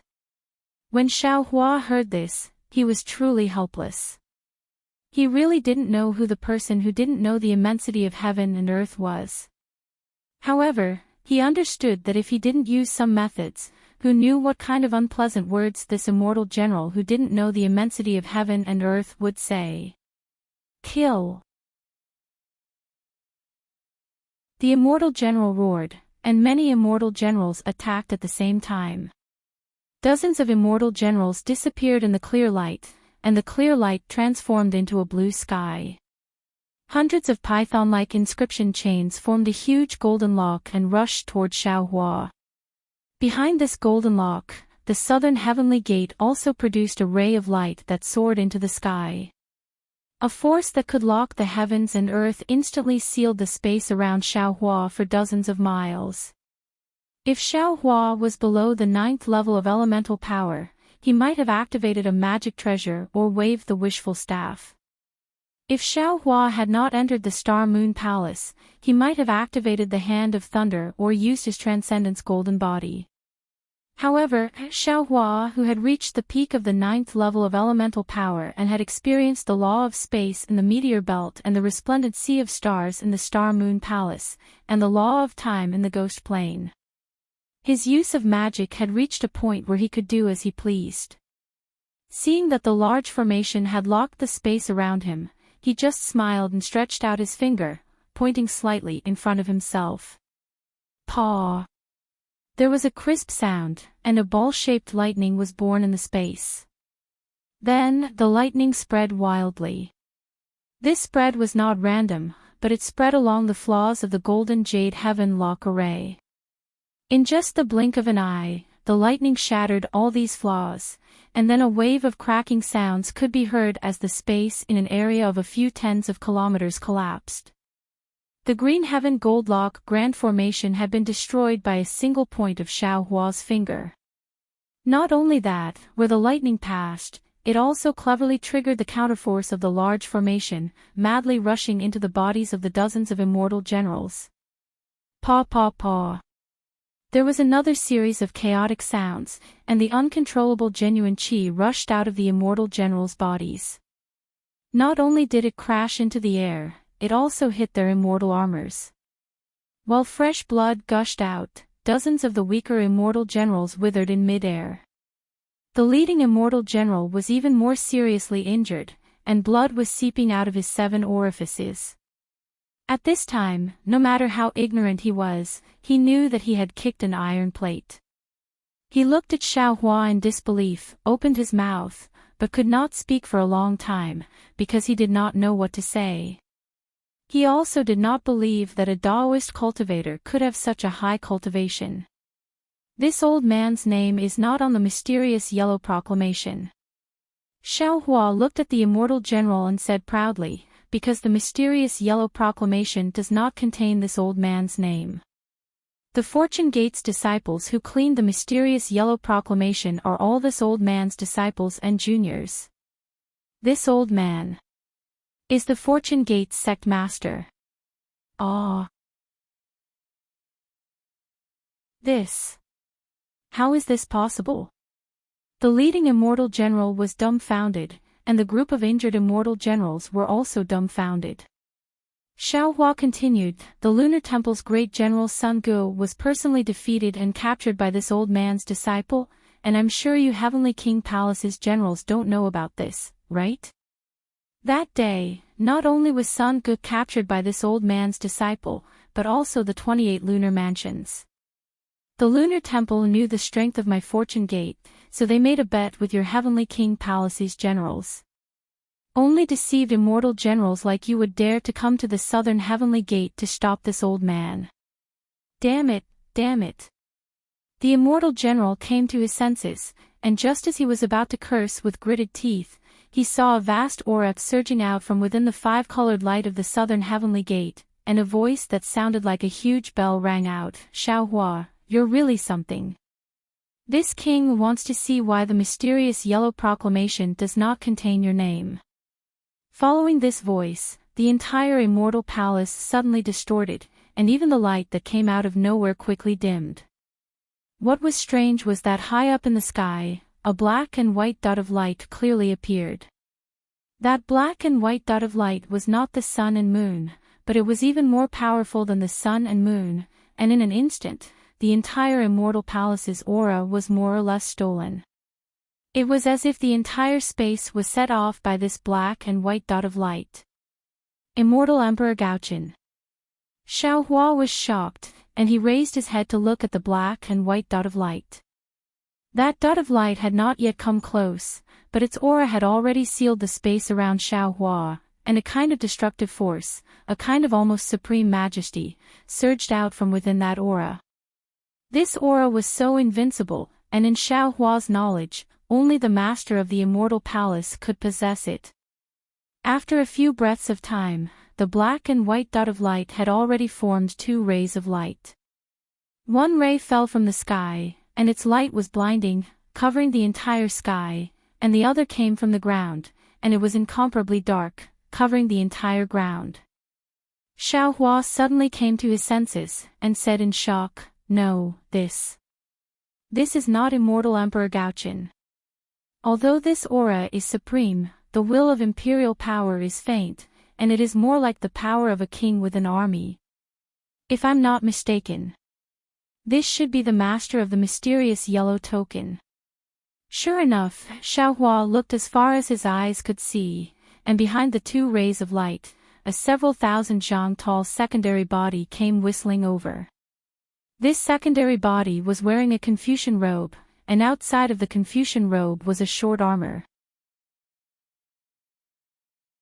The inscriptions on the Confucian robe were overflowing, and the golden light on the short armor was flickering, illuminating half of the sky.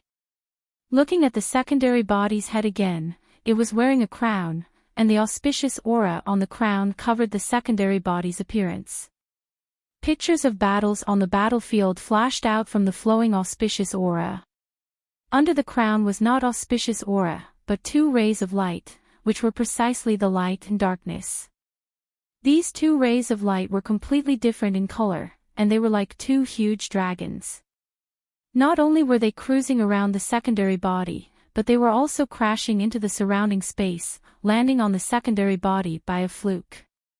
Wherever the secondary body passed by, space swayed and almost collapsed.